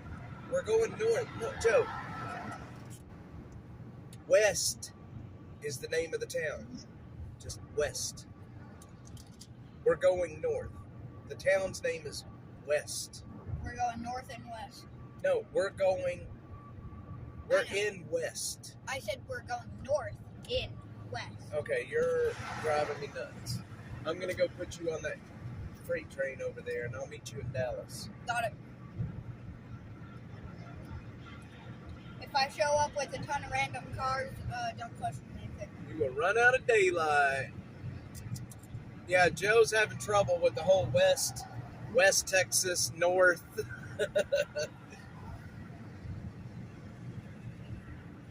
Not West Texas, West, Texas. Get it? The city's name is West. I get it. West. Look up here on the bridge. City of West. This is West Texas. Go west, young man. Haven't you been told California's full of women? Whiskey and gold hanging out all night beneath the desert with a dream in my eye and a prayer Dad, you want a new in job? my heart. What? You want a new job? He knows exactly what he's doing. What? You want a new job? No, They're hiring. I want you to Sit down see. and shut up. I want you to see how many chips you can fit in your mouth at one time. Stop! It was a joke. It just means hush. I don't like riding next to the Seminis, the semi tractor trailers, because that tire is getting a little wobbly. You see it? No. You don't see how that front tire is wobbling? That tire is going to blow out before too long. That's it. It's a wobbler. Yeah, Joe knows exactly what he's doing.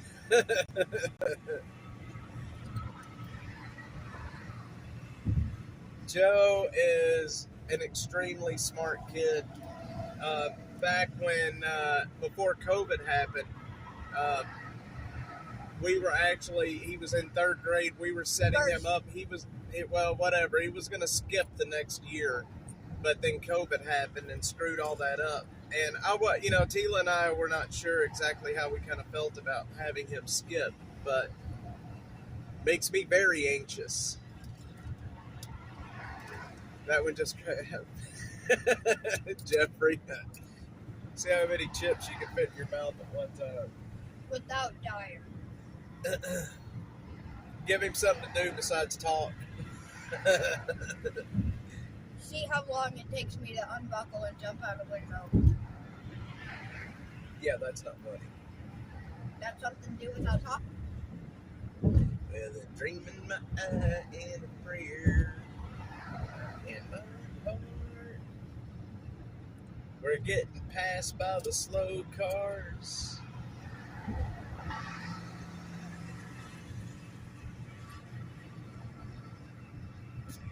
All right, boys. Hillsboro, here we come. Slovichek's was just back there on the side, I think. I think we just passed Slovichek's.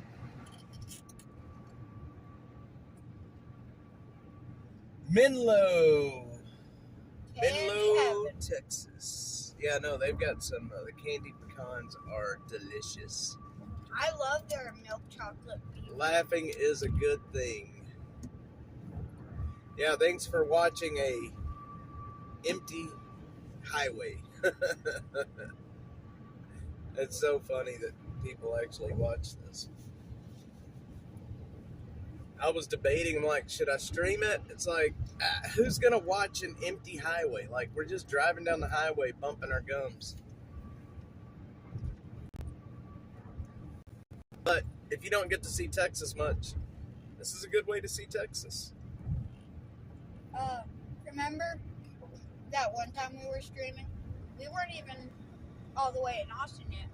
We had only been live about 15 minutes, and a car in front of us had a car crash. I remember. He hit the little barrier thing and didn't even stop. He had a crash and didn't even stop. I'm pretty sure, like... Jeffrey, I'll be honest, I really do too. It was... I'm pretty sure there was another car, too, that, like, moved to the side and forced him to move.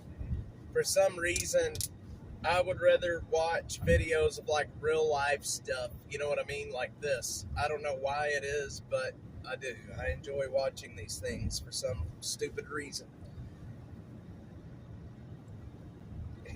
You should make a video called Finding Traffic. I am going to watch a video about getting my jacket off.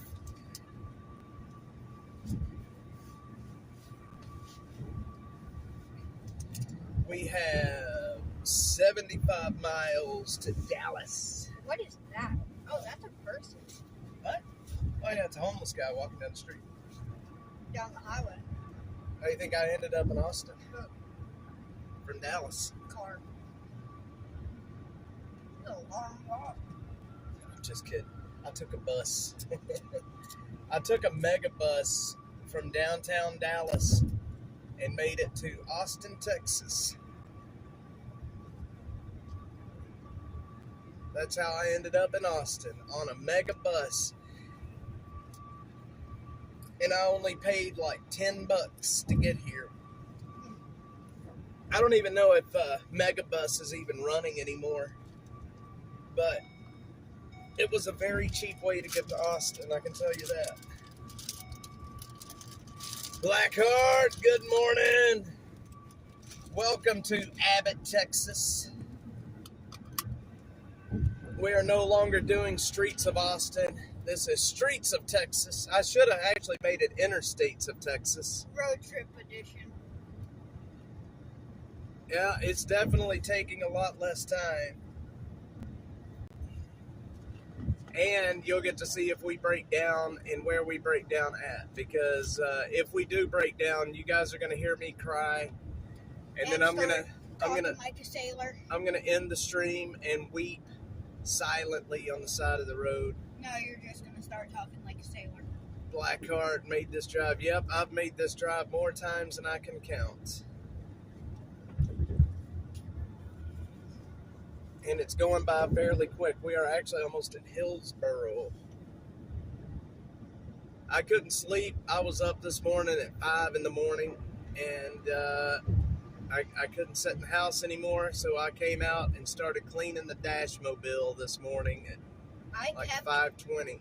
I kept waking up, and every time I woke up, I was sideways, and my pillow was on the floor. You know, we're actually making pretty good gas mileage. We're at 20 miles per gallon at the moment. For the Dashmobile, that's not bad. Actually, pretty decent.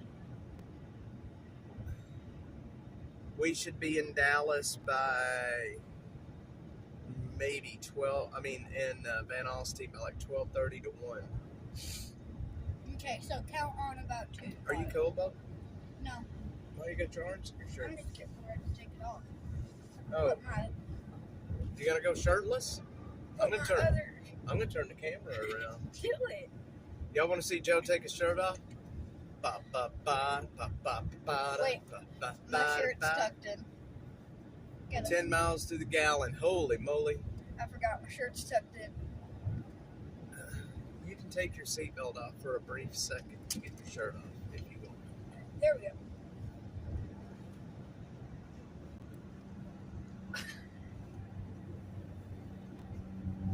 What you doing? Joe's trying to undress in the car. Let me relax. Okay, you go ahead and get your shirt off. Remember, this is where we met my boss, remember? Yep.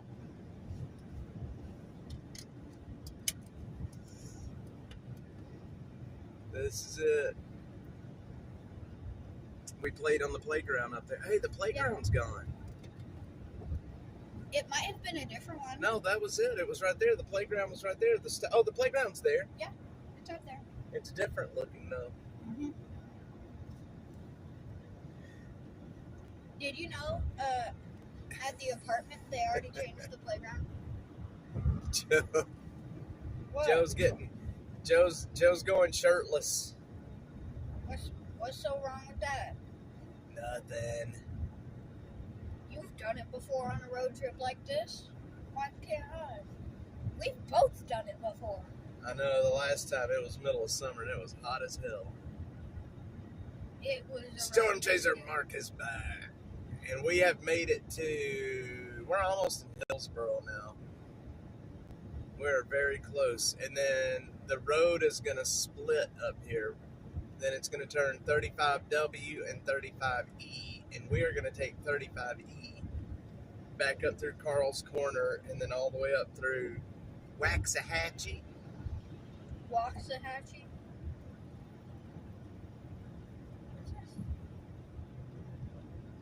We're going to Waxahachie. Oof. What was that? Man. that, What was that? made me dizzy. Yeah, check out. You can check it out. You can see the cloud right there on the Hey, look at that tiny water tower over there. Look how high it is, but it's got like the smallest ball on top. Uh-huh. We are in Hillsboro, Texas, my friends. Hillsboro, Texas. This is about the 65% of the way to my mom's house. This is about halfway between Waco and Dallas, and about 65% of the way between Austin and my mom's We house. streaming on the way back. I don't know. We'll see how Granny Grunt feels about it. Beef with us. I don't wanna it's make- Not me, just makes me. It's I don't not want to the make her feel bad. That's retarded. I have seen more Buc-ee's billboards than, I mean, how much does Buc-ee spend on billboards? Jesus Millions. Christ, man. They're a massive Texas company. Look, there's another, I mean, there's more Buc-ee's I swear to God, it's like every other billboard is a Buc-ee's billboard. Yep, they have one every mile. at We've got least. the sweet tea. Okay, now we gotta stop. You know I'm a sucker for sweet tea. I'm a sucker for sweet tea. We got water in the back. They Okay. used to be like $200 a month, and that was years ago. Well, I don't know what they pay now. Look, there's another one. I mean, they're like every half a mile, there's a Buc-ee's billboard. And what's crazy is the closest Buc-ee's is like 55 miles up the road. Wait, hang on. What does that say? I can't read it from here. 6 miles. Wait, what does that say? 6 miles. That can't be right, because here it said like 50. Well, you know what? There'll be another Buc-ee's billboard up here. We'll be able to see it. Hey, look, it's a QT billboard. Yeah, there's been a ton of them too. Exit 368. You know, on the way back, we're going to count the Buc-ee's billboards. I'll be the counter. There's the check There's shop. another 4 miles. Okay, well, I guess there's a new Buc-ee's here. And another. Yeah, there's a Buc-ee's on the left side of the road and the right side of the road. Those are just billboards. Like, I love stopping at all the Buc-ee's when we go on a trip. Yes, I do too, but you spend a lot of money in the Buc-ee's. You say when you pulled off a Roadrunner, it was 30 miles. Yeah, well, we made good time. There's Buc-ee's, and I bet there's going to be another Buc-ee's here pretty soon too. Right there. Right over there. Oh my God, shackled by lust? Jesus sets it free. Guys, get rid of your lust. What's that? I'm telling you right now, get rid of your lust.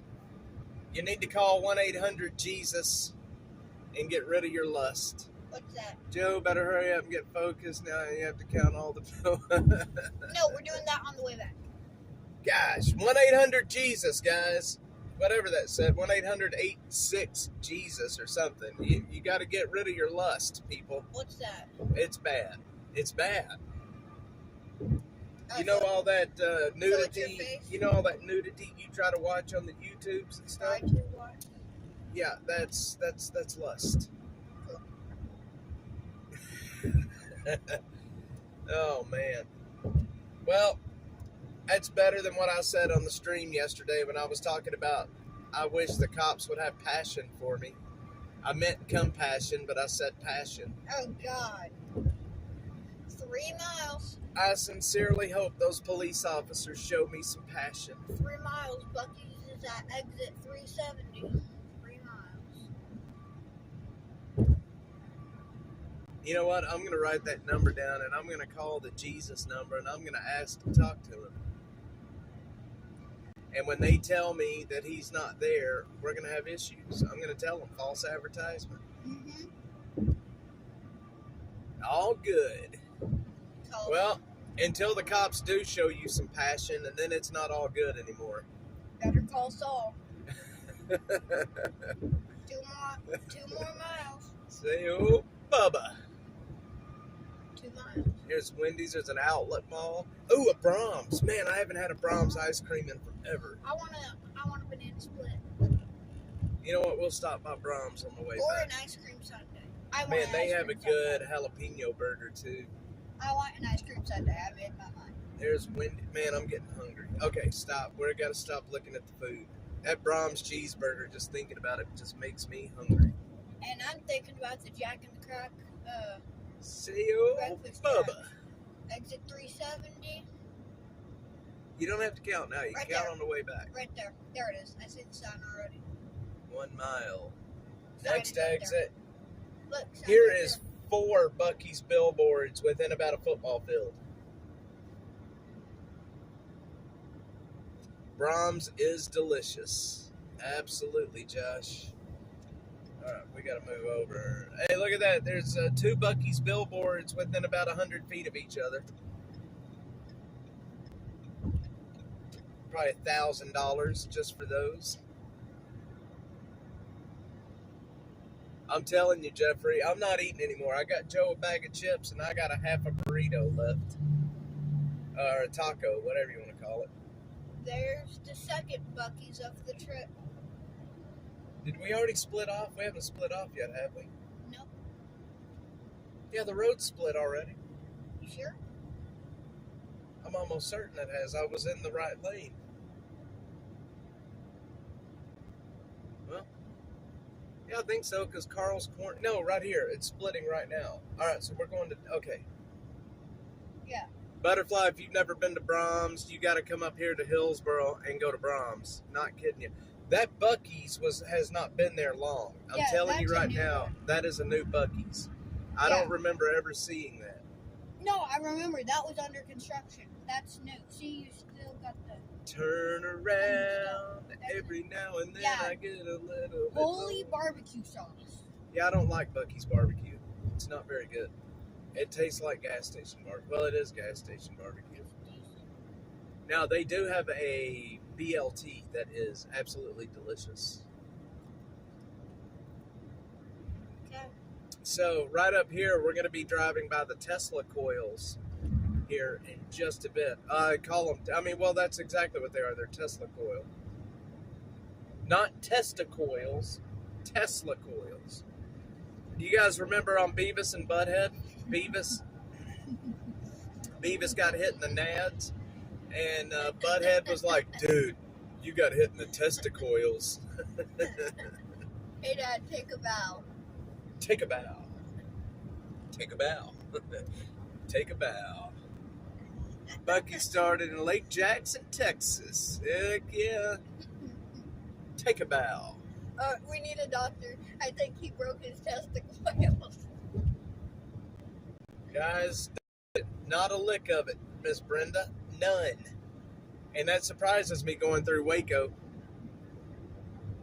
It really does. You remember when I got the ghost pepper? And you got it in your eyes. So there's a gas station right up here on the left. And a while back, we stopped at that gas station, and I got some ghost pepper beef jerky. And yeah, it was a huge mistake to eat ghost pepper beef jerky. I ended up getting it in my eye. It was a mess. And then let me tell you something. If you're going to eat ghost pepper beef jerky and then go to the bathroom, you may want to you got to wash your hands before you go to the bathroom. Because, well, let me just say that the ghost pepper on your privates, it just doesn't go well. What? That sounds like it would hurt. Oh, yeah, hell yeah. I mean, it's bad. Slow down already, Texas. Slow down, you're already in Texas. Yeah, fire in the hole, let me tell you. Oh. I ended up with it in my eye and on my, and mouth burning, throat burning, stomach burning. It all kinds of burning. Your testicles? Testicles burning. There's always construction in Waco. They're not this time. Not a lick of nothing. No construction through there this time. Surprisingly. Maybe it's because the holidays are coming up and they feel bad for people. Smokes and edibles. That's it. We're going to get some Mary Jane. Got it. Joe and I are going to get tore up paying. from the floor up. You're paying. I don't have my wallet, so you're paying. What does that say? All roads lead to chicken. Yep, all road. Oh my God, it's a Chick-fil-A thing. Sugar Ridge Winery. Did we pass the Tesla coils yet? No, we haven't passed them. They're up here. I still have no idea what the Tesla coils are out here, and it's right before you get into Waxahachie on 35E. Waxahachie. We're 28 miles. There is nothing out here, boys. Except for us. It's an empty road.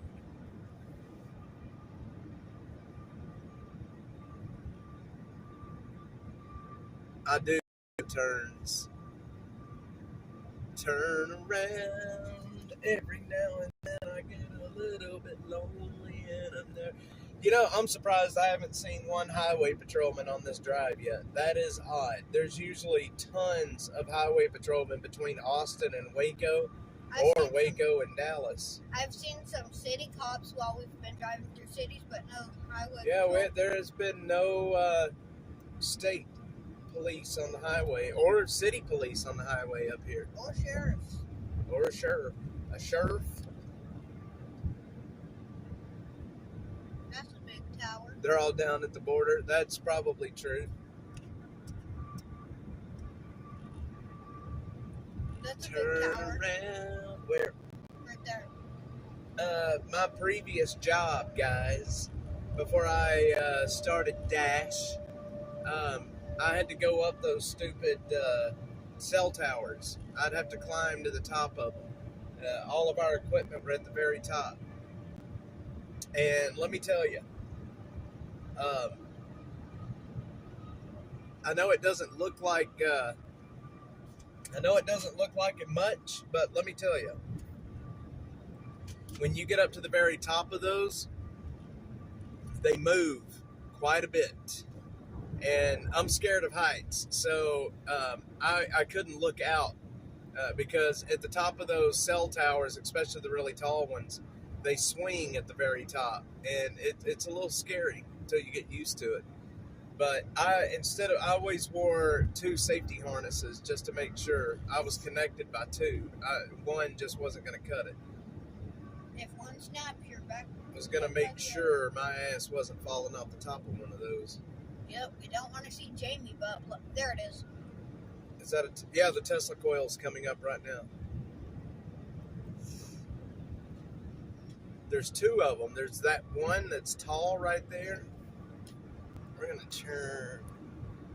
I'm going to show you guys the Tesla coils. Did you see that bug?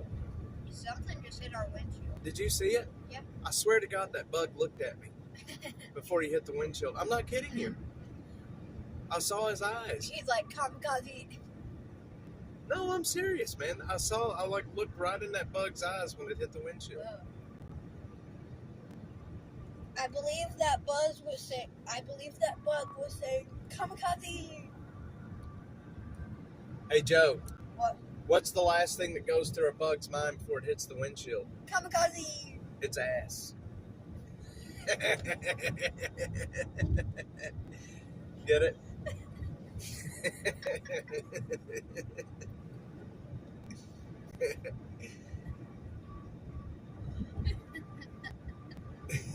You're so dumb. You're so dumb. The last thing that bug saw, it's ass. Kamikaze. What's that? What's that? I don't know. It looks like a crack. It is a crack. I don't know how it cracked though. Yeah, that poor bug was looking like, holy shit, here we go. That looks like a bug though. The bug didn't splat. He kind of hit the windshield and flew off. Deflected. He got deflected. What is the last thing that goes through a bug's mind when it hits the windshield? It's ass. It's ass. Poor bugs. This reminds me of hauling my grandkids around. We would tell stories. And it's fun. Road trips are fun. I don't know if this is really considered a road trip. I guess it kind of is. You know what we gotta listen to again? What? Black Ice. Yes, we'll do that on the way back. There's the Tesla coil, guys. Y'all can see that over there. You can see the top of it sticking up right back in there, right in there. That's the Tesla coil. Can y'all see it off in the distance? I don't know what they use it for. I have no idea, but it is definitely a Tesla coil. It's a massive. There's actually another one. There's a smaller one somewhere out, away right back there in the back. You see it? You can see it sticking up back there. That's the big Tesla coil, and then there's another smaller one out to the north of it. I don't know what it's used for. It's like a Where's Waldo game. But it is there. I don't know if it may be some kind of lightning research or, I don't know, weather research. But there's a smaller one you can't see because of the trees. You'll see it when we pass this bridge that's to the north of the big one there. What direction is north? Huh? What direction is north right now? We're going north. Okay. Retard. Cool. Alright. You can see right there. You'll see the small one that's out away from it. It's going to be back here. Let's get up. Stupid barrier. Let's see. There's the small one. See the small one? Yep. The big one and then the small one. I don't know if anybody knows what those are, man. Let me know. I'd love to know what they are. What they're for. You already know what they are. I know. I mean, what? It may not even be a Tesla coil. It just looks like one.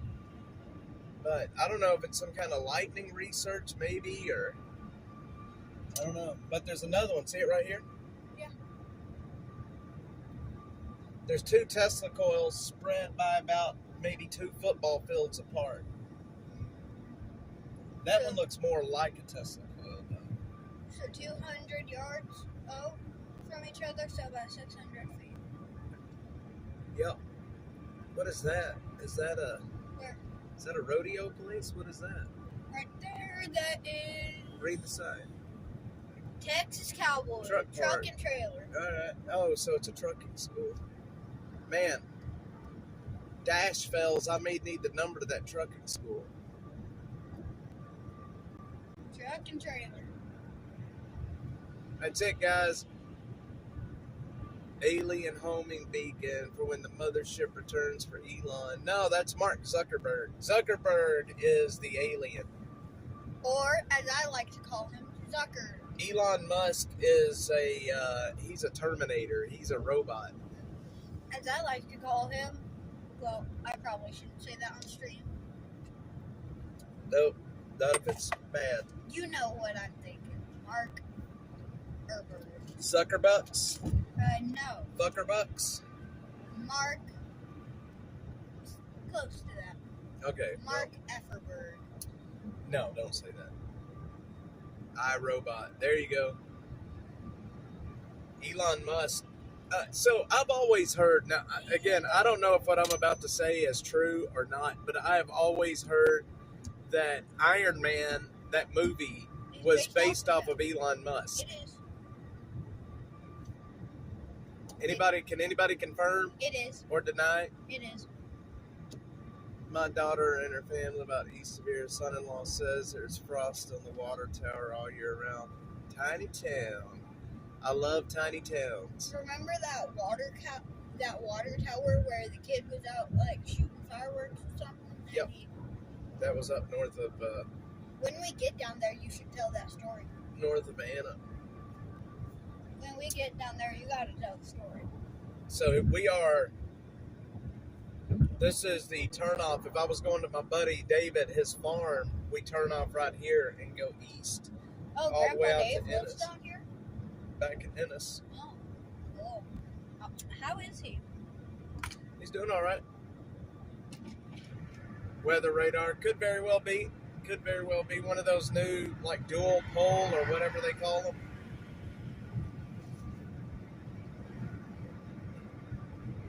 Man, the fat electrician has a new video up right now about Taco Bell that you guys need to go watch. It's so funny. What's it about? About the history and how they were started by a Marine and how they've basically been trolling the whole country since the 90s. And they have been. Like, once you break down their advertising campaigns and things, you can see that they have definitely been trolling. Did y'all know that, I know it's where I remembered it from, seeing Taco Bell. Did y'all know that Taco Bell back in the 90s, before the internet, before all of this stuff was happening around here, Taco Bell put an ad in 7 of the biggest newspapers in the country that they bought the Liberty Bell and they are renaming it the Liberty Taco Bell. And it caused such an uproar and such an outcry that the U.S. government had to hold a press conference to say that it wasn't true. Taco Bell took a full-page ad out in 7 of the biggest newspapers in the country just to tell people that they bought the Liberty Bell from the United States government and named it the Liberty Taco Bell. I would have just named it the Taco Bell. It was so funny, man. It was so funny. You know what I could really go for right now? What? Taco Bell nachos. Mm-hmm. Or the Torchy's nachos. Those are good. Yes, good morning, RV. Also, one of the other things I didn't know about Taco Bell, but way back in the day... They had a mascot. No, well, way back in the day, Pepsi bought Taco Bell. Taco Bell was bought just so they could push Pepsi products and try to get a lead up on Coke. And so basically, Pepsi bought Taco Bell, KFC, Pizza Hut. They bought several places. That's why these places you only see Pepsi products in them. McDonald's. And they basically bought these restaurants to push Pepsi products. And if you think about it, it makes a lot of sense because, you think about all of the food that Taco Bell has, right? It's basically just like food that like high people would come up with. Why don't you have a shirt on? I haven't had one on for the last 3 weeks. Doug, good morning. We are almost in Dallas, Texas. You just realized that I haven't had one on. I haven't had one on for the last 3 weeks. We are almost in Dallas, Texas. Gullibility of this country is somewhat embarrassing. I'm telling you, man.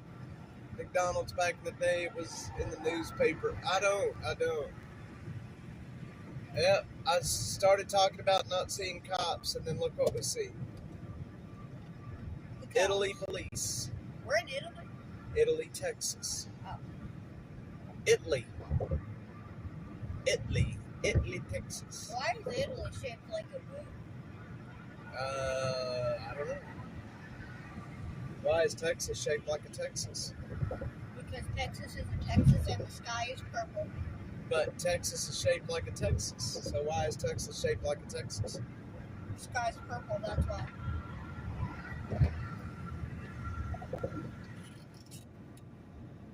What came first? A poop or a fart? Fart.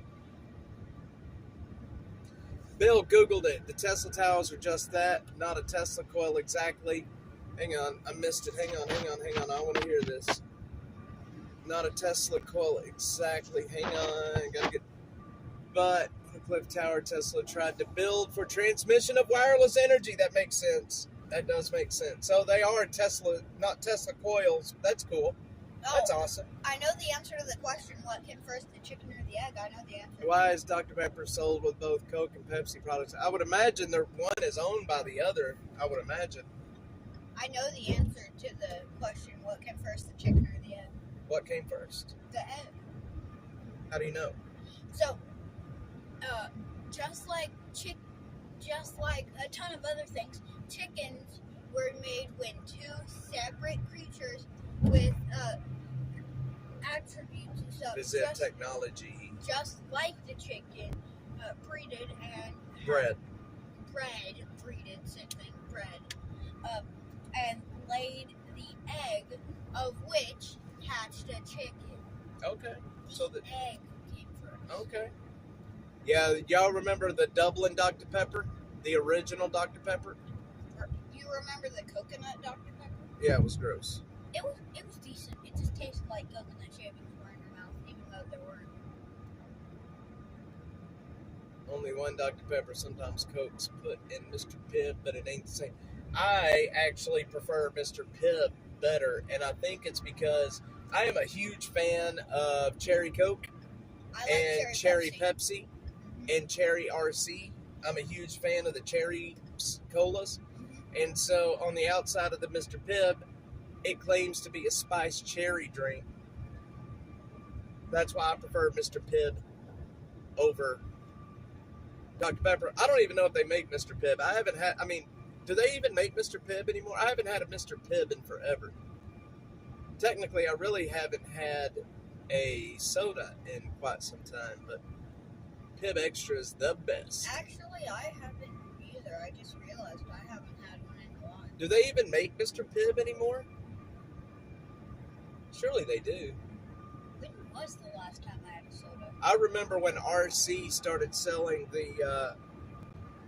they started selling the cherry RCs. I don't see cherry RCs anymore. Oh, But I remember the last time I had a soda.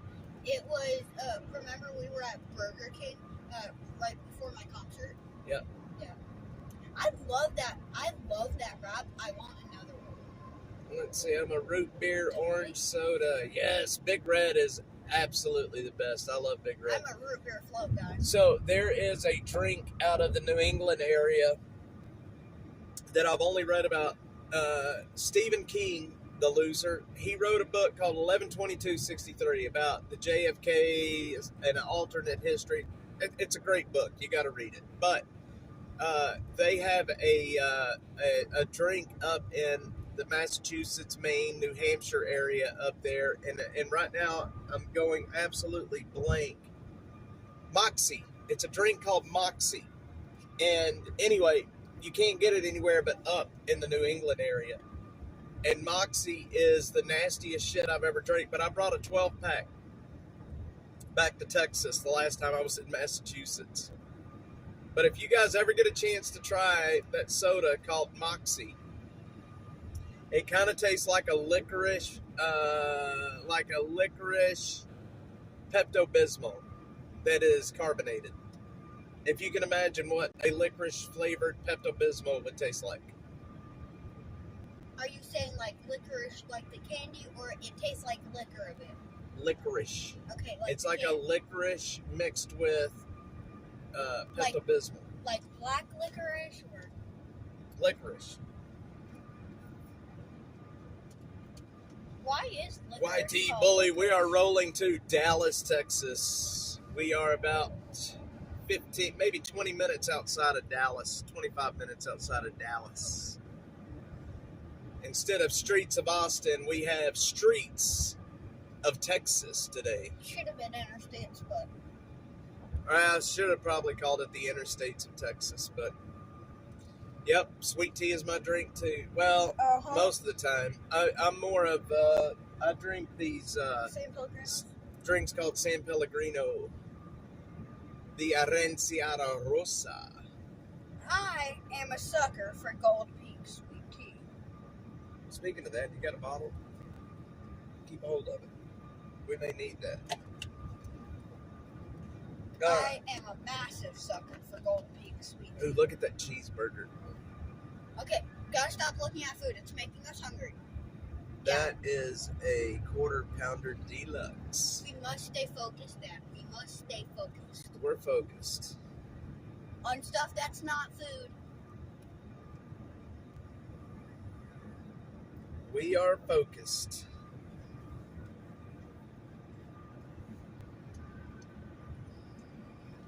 Limited edition. Alright, we are pulling into Waxahachie right now. Waxahachie. I prefer to say Waxahachie. Waxahachie. Waxahachie. Wax. The Owings Corning, or where they make the Corning ware, is here in Waxahachie. Waxahachie. Wax. Wax. Wax. Wax. What the heck is that? It's a Waxahachie. Oh, Oh, it looks like some construction guys was killed there. yeah. Memorial for That that. sucks. Streaking was a thing for a lot of reasons. I'm going streaking! Dad, Dad, What? we gotta get me looking decent before December the 10th. You look decent. What are you talking about? More decent. I need a haircut and stuff. Oh, jeez Louise. I used to drink berries and cream. Now it's not around. Didn't Waxahachie have a huge flea market? I am not 100% certain. I don't really know much about Waxahachie. Yeah, you said it correctly. I always say it. I'm saying Waxahachie just to be saying it. I say Waxahachie. Waxahachie. Waxahachie. It's 11:07. Guys, we are going to be rolling into Dallas in just a few minutes. If you guys want to see Dallas, stick with me for a minute. We will be there shortly. Waxahachie. Waxahachie. Technically, I should not even be live on YouTube right now. I got a message from them yesterday that I was blocked from going live for 7 days, or blocked from going live or posting for 7 days. But I hit the live button and it worked. So a couple of years ago, I remember the berries and cream Dr. Pepper, but I never tried it. Texas Cutie, Canton has the large. Yes, Canton has the big flea market. Yes, it does. Plano, Texas Cutie. I cannot tell you how much time I've spent in Plano, Texas. Back when I was with the sheriff's department, I almost went to jail in Plano, Texas. I was at a party. We were all drinking, And when I saw the Plano police show up, I knew that if I got caught there because there was minors, I was going to be in a hell of a lot of trouble. So I went and sat in my pickup, and a Plano cop walked by my truck, and he looked in, shined his flashlight at me, made me get out. I showed him my credentials from the sheriff's department, and he was like, "Boy, take your ass in the house and don't you leave till tomorrow." I was like, "Hey man, I'm sorry, I'm with the sheriff's department." He's like, "You keep acting like this, you won't be for long." I remember his words to this day. That cop, I remember his face, I remember his words to this day. When I told him I was with the sheriff's department, he said, "Not for long." Why'd you quit? Huh? Why'd you quit? I just couldn't handle it. Yes, hello.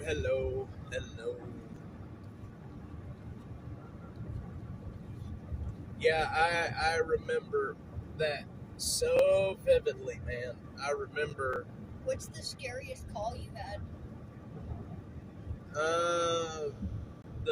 The worst call that I ever had was a car accident in Melissa on 121. I'll show you where it happened. We're going to be going by there. There was a semi turning from this lane, turning that way, and there was cars coming this way, and he was waiting. And there was a guy coming up behind him at like 70, and he tried to move over, but he didn't move over quick enough, and he caught the back of the trailer with the front of the truck and went underneath the truck, and it took all of this off, and he was in the driver's seat. He wasn't wearing a seatbelt. He ended up in the extended cab portion. He had a hole that big in his forehead. His brain was on the toolbox in the back, and his left arm was ripped off. Oh, I thought he would have been decapitated. Damn near did. It just pulled. Anyway, it pulled his brain out, and I was there. Was one of the first ones there. We were so he was obviously dead. So you got to hold the scene for the medical examiner and the state troopers to do their investigation. This was middle of summer. It was hotter than hell outside. It was over 100 degrees. And holding that scene, brain cooking, it was the nastiest thing I've ever seen in my life, and smelled. It was so bad that it was bad. What was your scariest call? I didn't really have a scary call yet. Mostly just nervous. I mean, once you're actually doing the job, you don't get too scared. You know what I mean? Like, if you get scared, you shouldn't be doing it. Like, it's good to be nervous and be careful and be vigilant, but if you're scared, that's when you're going to get hurt. So, you shouldn't work in law enforcement or as a firefighter if you're scared. What was your most nerve-wracking call, I guess you would say? There was a call in Blue Ridge, Texas. An old lady. She's an old lady that was had some dementia issues. Like where she couldn't remember things. And she called into the sheriff's department and told them into 911 and said that there was a man in her house in her closet. And pulling up on the scene, she was outside the house, dead ass serious that there was a man in her house in her closet with a pew pew.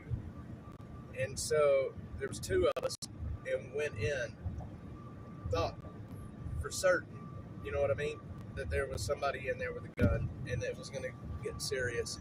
And turns out it was all a figment of her imagination. There was nobody there. Remember what happened at the apartments with an old lady that was really drunk and had a gun? Yep. It's sad what happens with older people, and she swore to us that she saw that there was a man there. She saw him, and I believed her that, she really saw it, right? But we got there thinking that this was a big problem. And you got to understand, out in the country, in those places, this kind of stuff really doesn't happen. And so you take it very seriously when something like this does happen. And the officer I was there with, he is now chief of police for Prosper ISD. but back then he was with the sheriff's department. I'm friends with him on Facebook still. Cool. One of the only African American deputies that we had at the time. Cool. Yep. Now, what was your most nerve-wracking call as a volunteer firefighter? There was a fire in Anna, Texas. We were called for mutual aid. A guy had set his house on fire. He was a schizophrenic. He had very serious issues. Set his house on fire, and we went in through the garage to go in and start fighting the fire.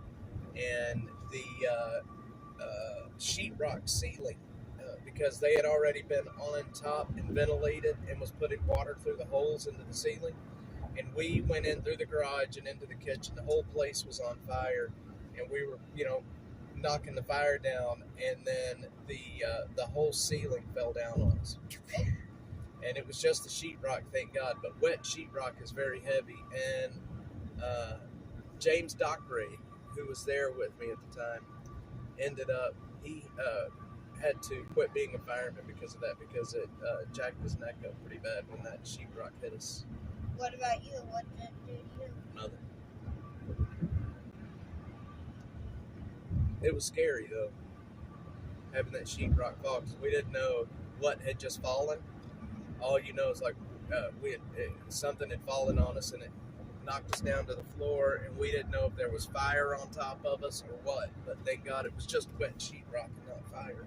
Mm-hmm. But let me tell you something: when something falls on you like that as a fireman, it's pretty damn scary. Now, what was your worst call as a volunteer firefighter? There was a man. This was 4 days before Christmas. There was a December man. 21st. You were how old? This was 1998. I was 18 years old. Guys, I'll tell y'all this story.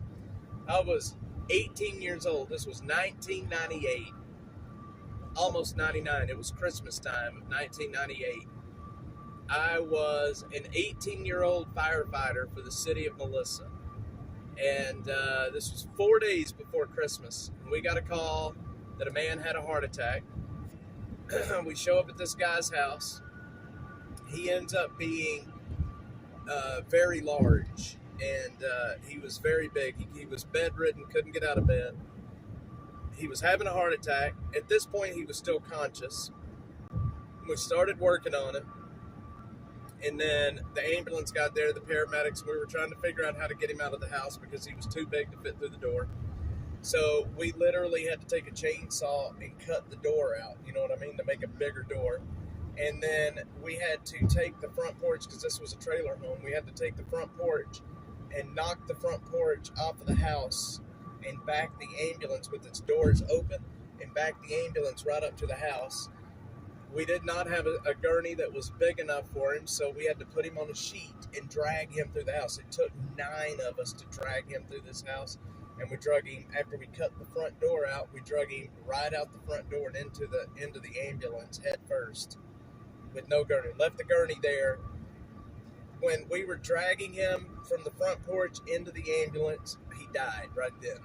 And stopped breathing, eyes rolled up, and we started CPR. I was the one doing chest compressions. I was doing chest compressions, got him in the ambulance, they shut the door. Another firefighter. So the way it works is you have fire department and ambulance. 2 people on the ambulance, 1 in the back to work on a patient, 1 to drive. But when something like that's happening, 2 firefighters get in the ambulance, go to the hospital with him. I was doing chest compressions, and when he died, he pissed and shit on himself. It was very cold outside. This was 4 days before Christmas.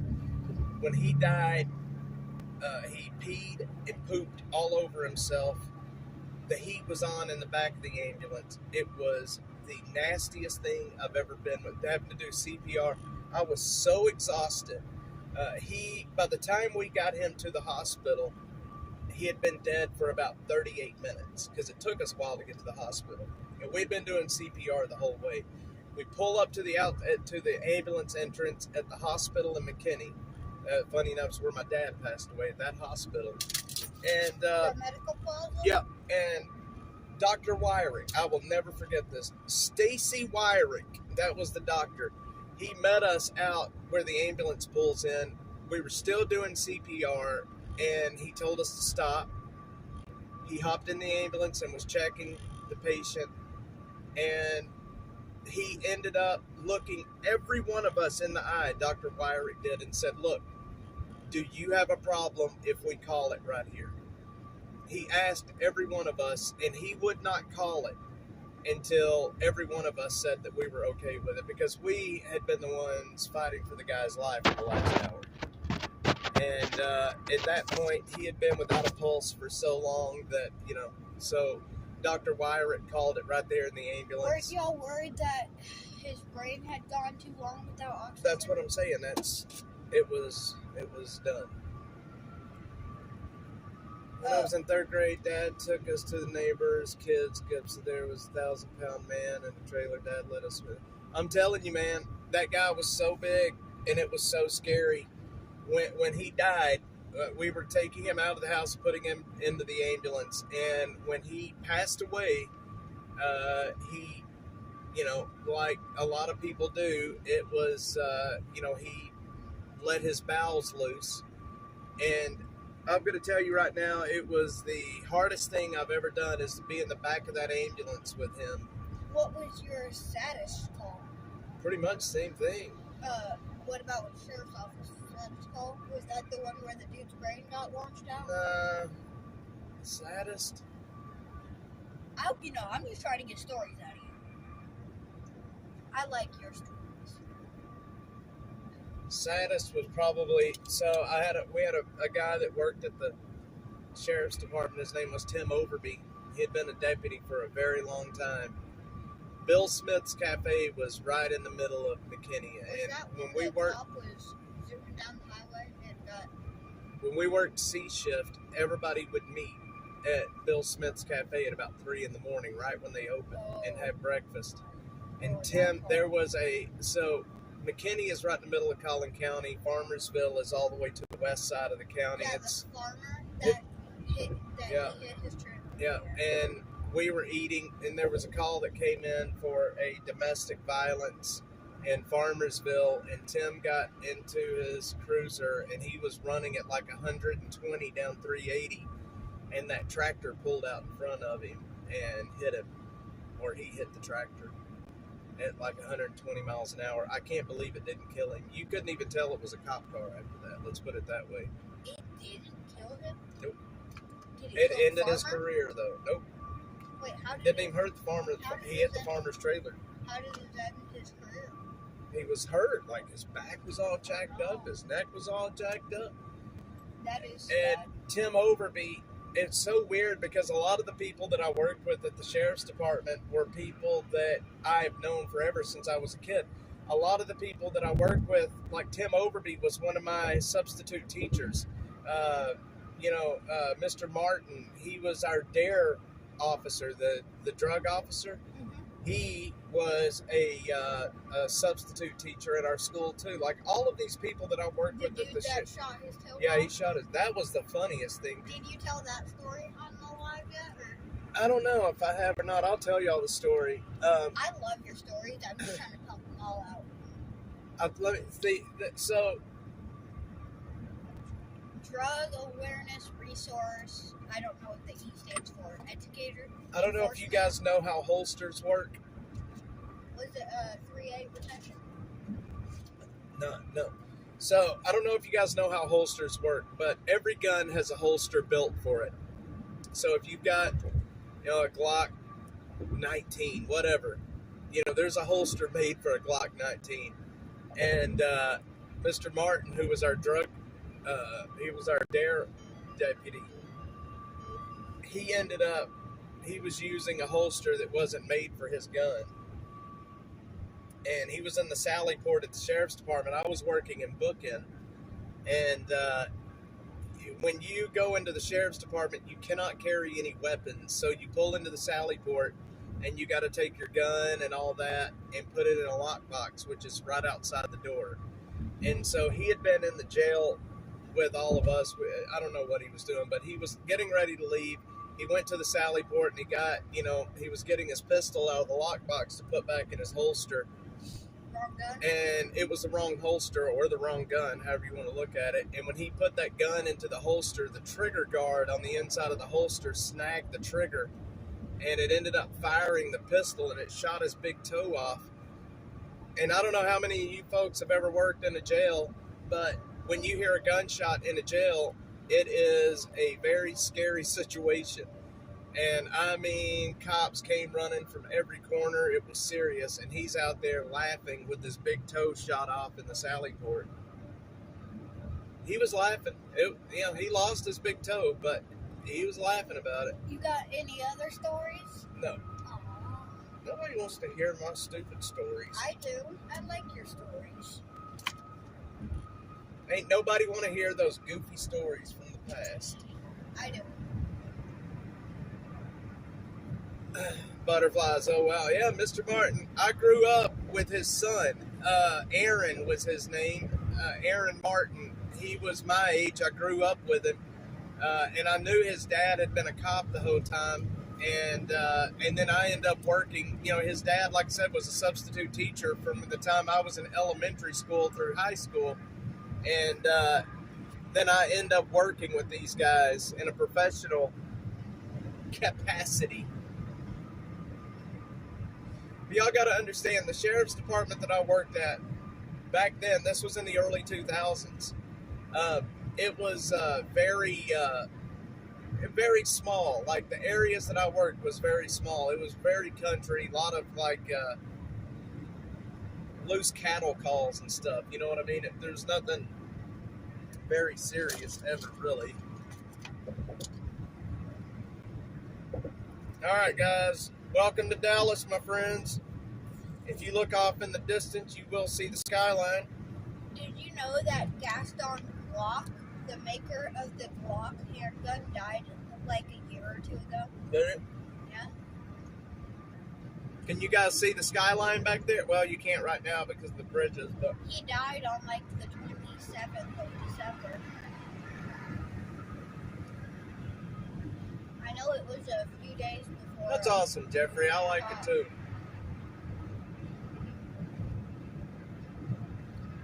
Joe's gonna end up being a cop one day, I think. You were 17 when you became a volunteer firefighter? I gotta be one at 16.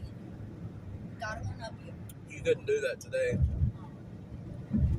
Yeah, I was 17. I don't know if Killer Carl is on here or not, but growing up, I'd always wanted to be a fireman, and I had joined the Explorer program at the city that we lived in, Melissa Volunteer Fire Department. I was an Explorer until I turned 17, and then the city actually wrote a little, release and had my parents sign it. That way, if I got hurt, then I could not hold the city responsible, even though I was a minor. And they let me become a full-fledged firefighter at 17. And when I turned 18 years old, I was voted in as a lieutenant and got my lieutenant helmet with the Melissa Fire Department. And that's what I spent my youth years doing was... Why did you quit? I moved. You had to live within a certain amount of miles from Melissa, and I ended up moving to Plano.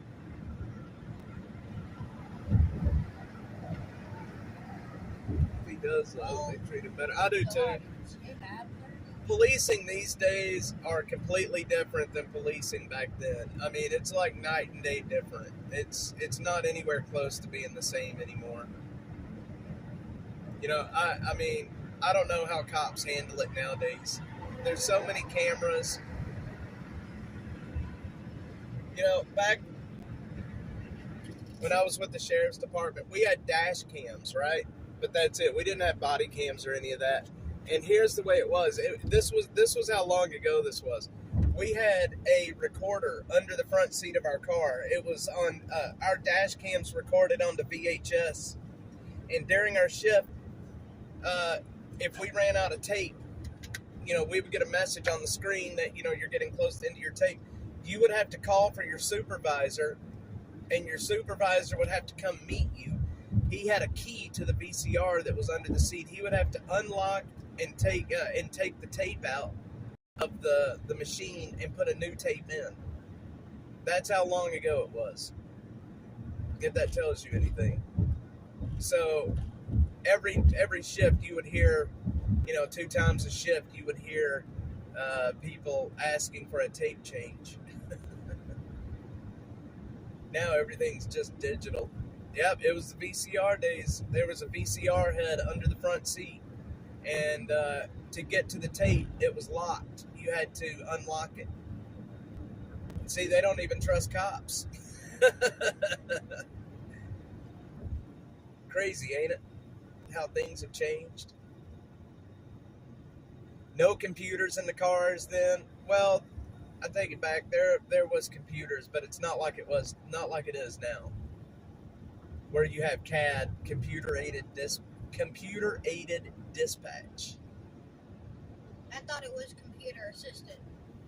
Aided assistant, same thing. Some big flags. Guys, we are rolling into Dallas right now.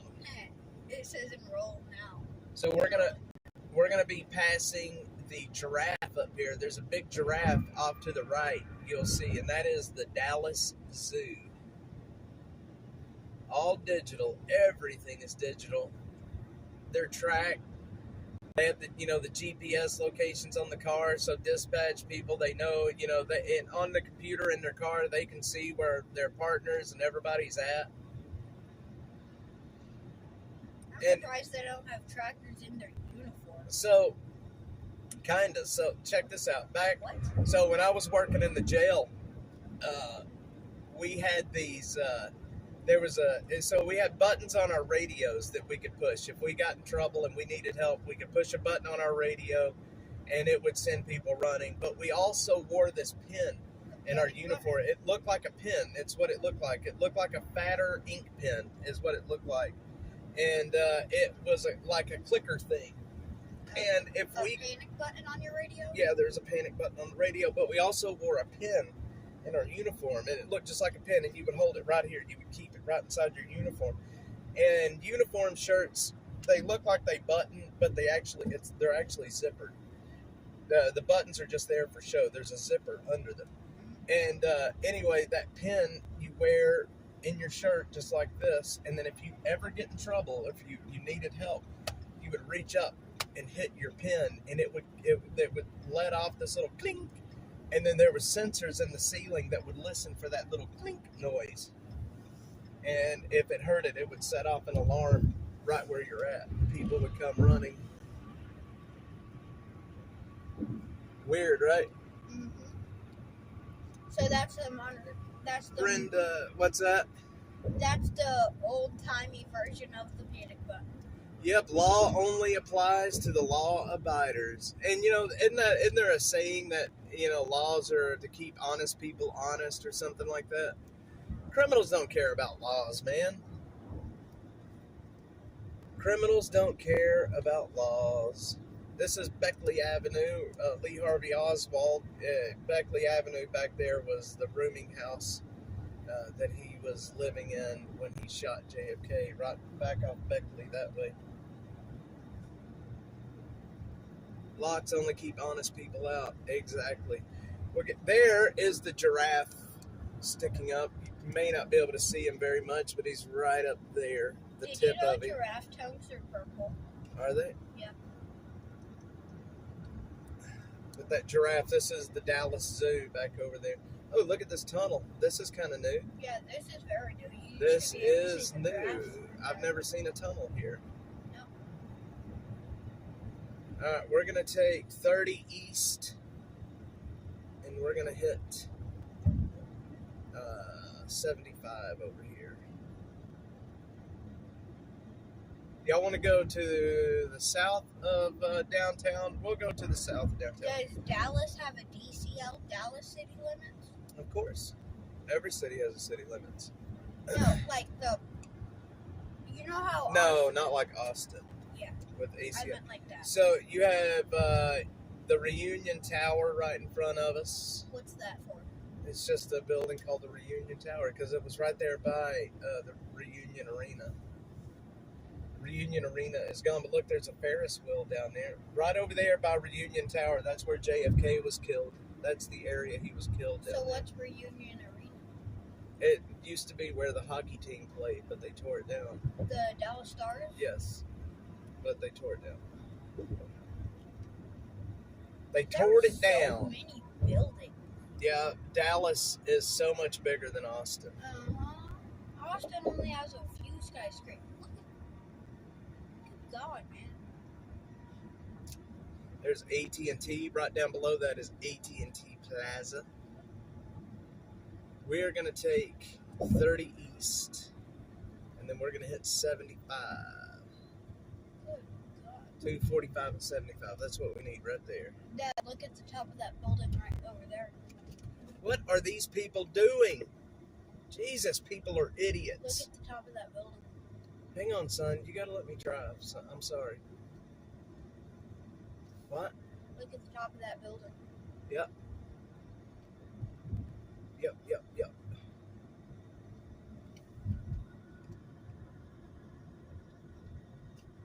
Hello, downtown Dallas.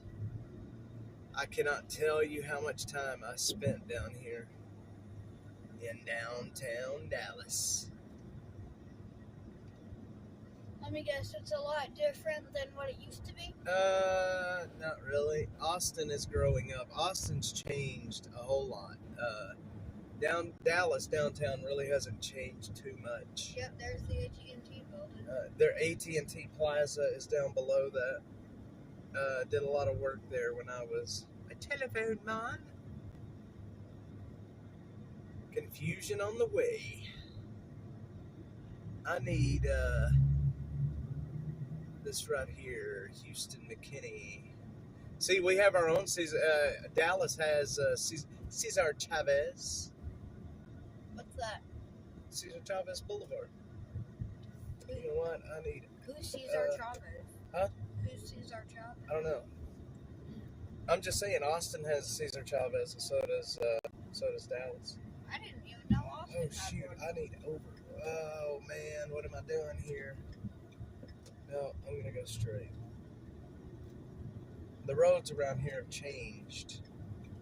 We need 75. There's the City Labs building. That car back there just stopped in the middle of the road. That way they could go across 3 lanes of traffic to exit.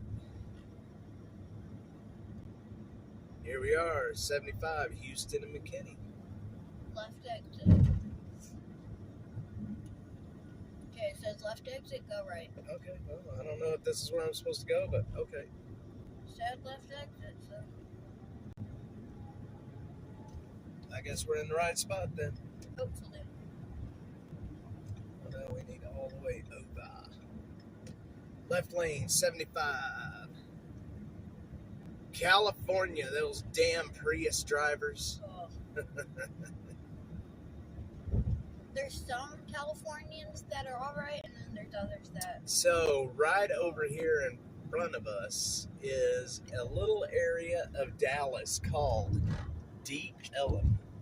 And this is where all the clubs were at. When I was in my band days, we would play down in Deep Ellum, which is back over here. There's Adam's Hat. This is all Deep Ellum down here. The Curtain Club, the Bomb Factory, all of the clubs are down there.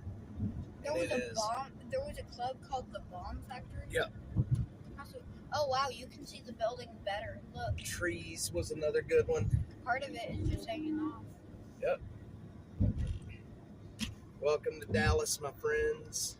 Welcome to Dallas. Deep Ellum is all down here. Whoa. Good old Deep Ellum. That part of the building is just Yes, we hanging are off. just getting on 75. That part of the building is just hanging Look off. at that building up there with the hole in it. Yeah. That building's been there forever. A lot of these, well, mainly all of these buildings have been here forever. There is a little church right down there somewhere that is the soup kitchen for I don't Dallas. care about the iPhone 16 page building. Where is that little church? It's right down below the highway Oh, down there's here. so many buildings. And so we are, let's see, I'm in the wrong lane. I don't want to get off on Lemon Avenue. Yep, 75 through here. Man, on a weekday. Airplane. Yep, that Love Field is right over there. Oh, cool. So on a weekday, at this time of day, traffic right through here is an absolute 100% nightmare coming out of Dallas. Did you know Lincoln Hang and on. Kennedy were pretty similar? Let's see. Would you like me to elaborate? Hang on. Butterfly 71. Let's see. Skyline hasn't changed much. Nope, not down here. It hasn't. What's up, son? Is that a Wingstop? It's the headquarters. That's where Wingstop is headquartered at. Oh, I thought that was an actual Wingstop. I was about to say, it's getting too fancy. But what I was going to say, Lincoln and Kennedy were actually very similar. Yep. They were both inaugurated in the same year, 100 years apart. They both died same year, 100 years apart. Yep. Lincoln had a secretary named Kennedy. Kennedy had a secretary named Lincoln. Lincoln's secretary told him not to go to Ford Theater. Kennedy's secretary told him not to go to Dallas. Yep. And You then, know your history well. I'm proud of you. I'm pretty sure they both had a president named like Lyndon or something. Lyndon B. Johnson. And then I'm pretty sure Lincoln had one too named Lyndon something. Maybe. I don't know. All right. Catch up with the chat real quick. But yeah. Went through here going to Oklahoma. Yep. If you just keep going straight, you'll be in Oklahoma in about an hour from right now. What time is it? It is 11:50, so we'll be in about an 11:40. hour. We'll be actually probably about an hour and a half. You could be in Oklahoma. 11:40. An hour 10 minutes ahead. 11:40. Yep. Mockingbird. So we're SMU guys, the college. Southern Methodist University is just to our left. Right in the middle of town. There is the exit, SMU. And the Ross Perot Museum is over there too. And Oklahoma has a nice tree. Yep. 11:41 Central Time, so we'll be there by around 12:30.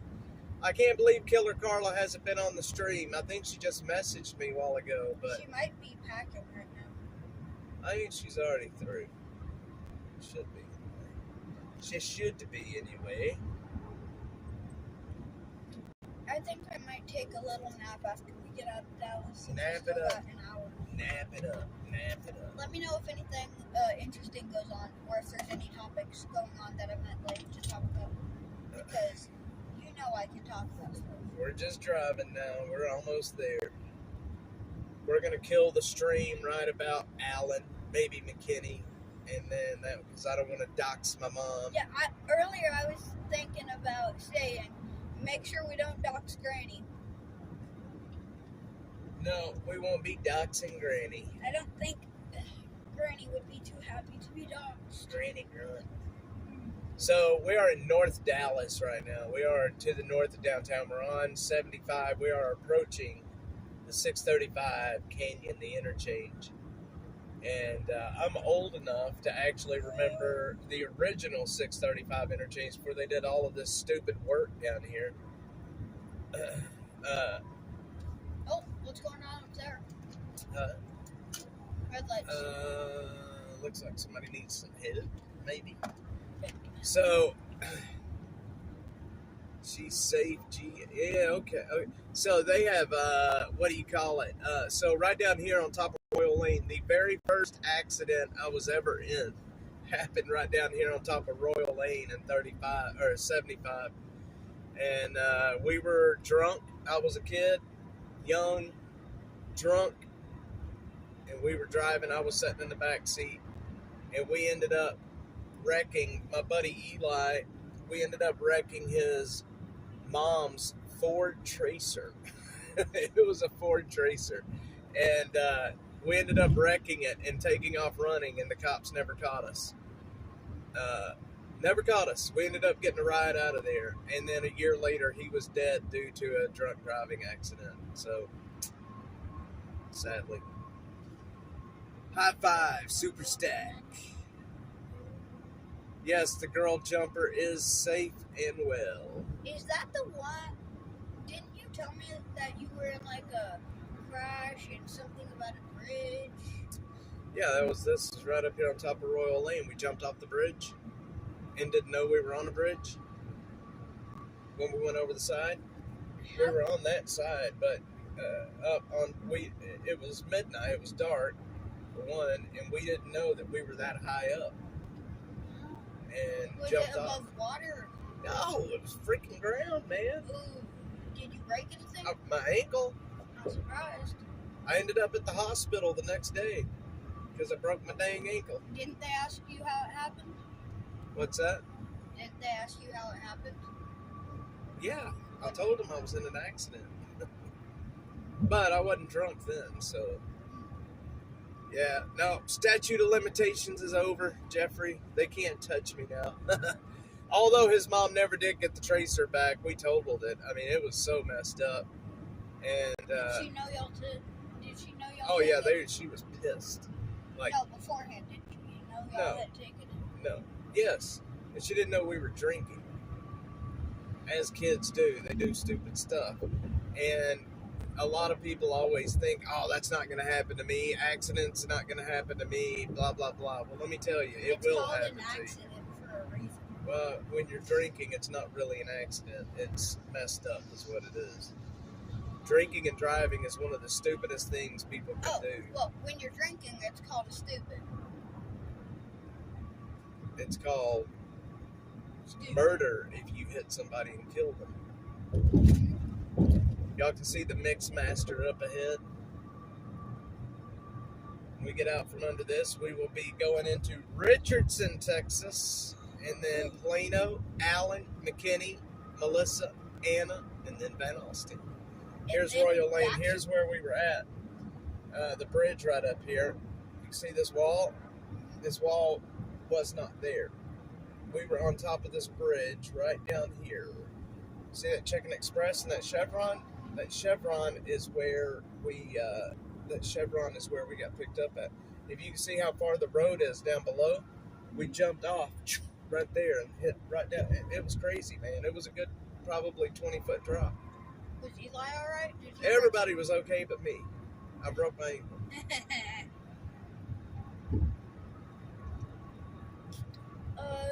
Don't forget, on the way back, we are stopping at Brahms, and I am getting ice cream. Oh, I know, Jeffrey. I know. 2,000 pounds of auto is not fun when you go past the internet. I'm telling you, man. I'm telling you. And once you lose control, that's pretty much it. Especially if you're all drunk or doped up. Mm-hmm. Once you lose control, you're pretty much done. But after we pick up Granny, it is Brahms, and then we are on the road listening to Black Ice. Oh, please don't. Okay, so as you can see, this is a mix master down here. We have, mix masters in Austin, but we don't have anything like the mix masters in Dallas. Look at this. Whoever designed this shit, I just don't know. But 75 North McKinney. whoever designed this mix master is crazy. That's Man, what let me these are tell you, called? Jeffrey, That's what they're called? mix masters. Yeah, look, it's mixing the traffic all up. I can tell you some of the stuff, when I was a kid, I look back on it now and it just amazes me that we survived it all, all the stupidness, all the dumb shit. And all kids do it. Joe, you're going to do it. You're going to do stupid stuff. Oh, It's going to trust me, happen. I know. I just hope you don't. I hope you're smart enough not to hurt yourself doing it, though. Called the high five. Yep, that's it. 5 levels. Yeah, the high five. That's what it's called. I couldn't remember. I just say Mixmaster, but it's a high five. You're right. 5 levels of pain. Pretty much. So, you guys remember up here back when they had the HOV lanes and used to have 2 people? Used to have 2 people to be legal to drive in it. I got 2 tickets driving in the stupid HOV lanes without having 2 people. And it's because traffic coming out of Dallas trying to get home after work at 5 in the afternoon is absolute madness. Trying to get home out of Dallas at 5 in the afternoon on this street right here is absolute insanity. You should have just brought me with you. Joe, this was way before Joe. You should have brought Mom with you. Way before Mom. You should have brought Eli with you. This was, no, we didn't work together. I worked for Perot Systems at the time. Let's see, Doug says, you didn't try to blow up. Jeffrey. People can put a mannequin. Yes, I've heard of people doing that, Doug. I've heard of people. I've seen the videos of people doing that. It's dumb to make a lane for people in a car knowing we don't have enough. I'm telling you, Brenda, it was stupid. Traffic problem in Dallas was bad. This was about 20 years ago that I'm talking about. It was horrible then. I can't imagine what it's like today. There is a place that I used to shop at. It's called the Men's Big and Tall or something. It's right over here to our right side. I can't remember what it is, but that's where I bought all of my dress clothes for work. Yeah, the traffic problem in Dallas has been bad for a very long time. Is Collin Creek Mall still in Plano, or did they tear that down yet? She hasn't been caught yet. There you go. 20 years. Well, it's been dang near that long for me. I've only been back up here maybe 10 or 15 times in the last 20 years, or 15 years. Been a long time. But I can't remember if Collin Creek Mall was tore down or not. I think it was tore down. Killer Carla, I am in Richardson coming into Plano. I will be at your house in about 40 minutes. I will be at your place in about 40 minutes.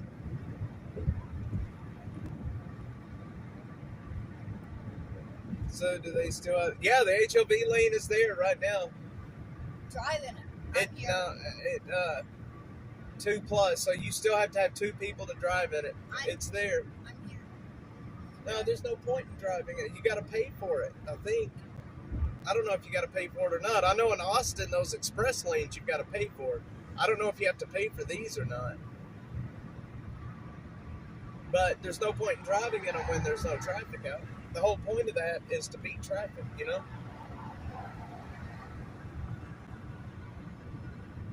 Yep, it's still there. They don't have the little, what do you call those tall, not those poles that used to be over there that cars used to run over all the time.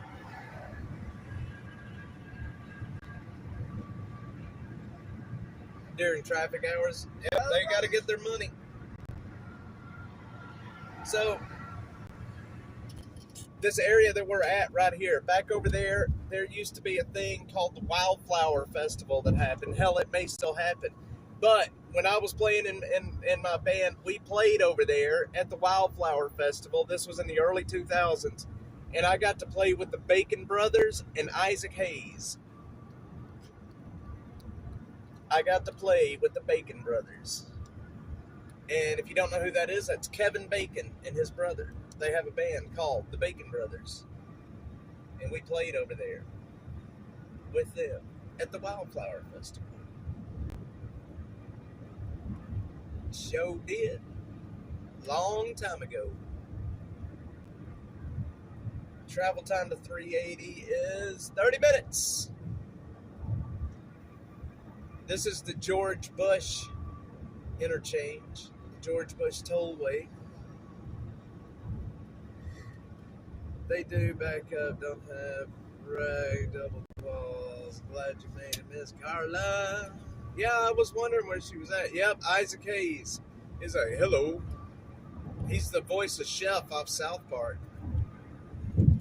But he was playing there. I never got to meet him or the Bacons. I didn't get to meet any of them, but we did play at the same concert. Show did. And the guy that the number one person, anyway, that I love playing with, we did a battle of the bands to get a slot. There was a July the 4th festival in Collin County called Forever Free. It was a festival on July the 4th, and we won a battle of the bands to open for Chris Ledoux. And that was back before Chris Ledoux is dead now, but we opened for Chris Ledoux out here. Craziness. Good old Chris Ledoux. Yeah, Ronnie. Yeah, Brenda, it was wild getting open for him.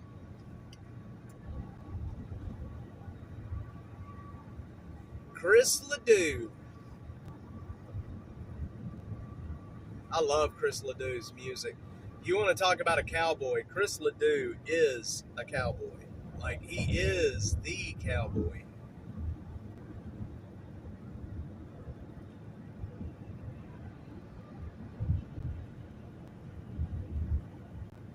Chris Ledoux. Joe's asleep. No, I'm not. Or he's trying to go to sleep. Welcome to Plano, Texas, my friends. Welcome to Plano. Yep, HOV's closed here. Parker Road, there used to be a Target over there that we would go to. It may still be there, I don't know. There used to be a Target right there at Parker Road and 75, long time ago. You know, the cops in Plano are some of the best paid out of any cops in this state.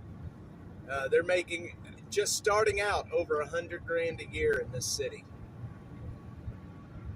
Mr. Mom, where are you headed to? We are headed to Van Alstyne, Texas. I went to Linda Seward Junction one year, early 90s Mother's Day.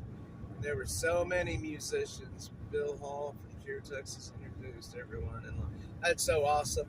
One of my friends in Austin that I've met since I have been doing this, you guys know who the Texas Tornadoes are? Oh shit, I can see his face, but I can't think of his name right now. Oh shit. And why can't I think of his name? The guy that started the Tornadoes. He had the band back in the 60s. Oh shit. Well, I could see his face. He's got that long nose, long hair.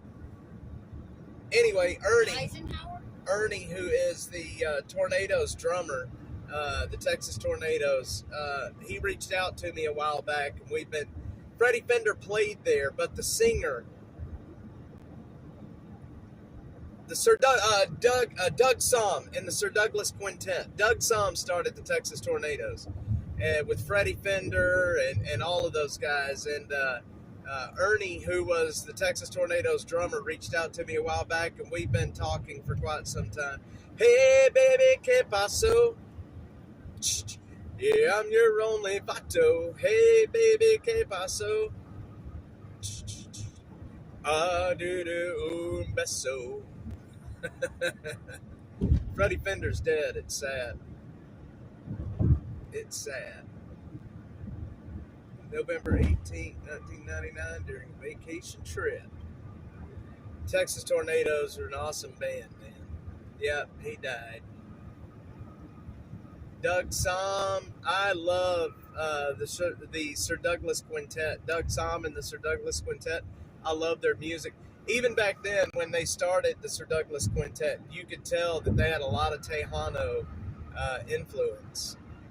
They had the freaking accordion, and it was nice, man. It was nice.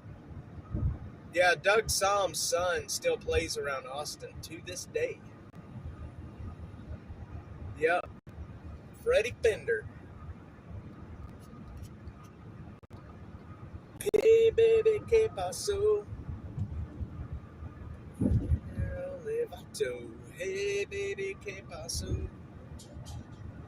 That is the unofficial San Antonio national anthem. The unofficial national anthem. Bethany Drive. We are in Allen, Killer Carla. We're going to be there in no time.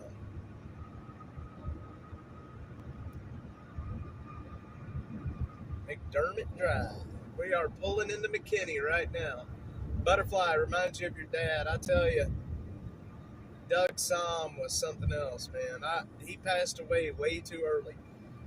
But his son sounds just like him. His son sounds just like him.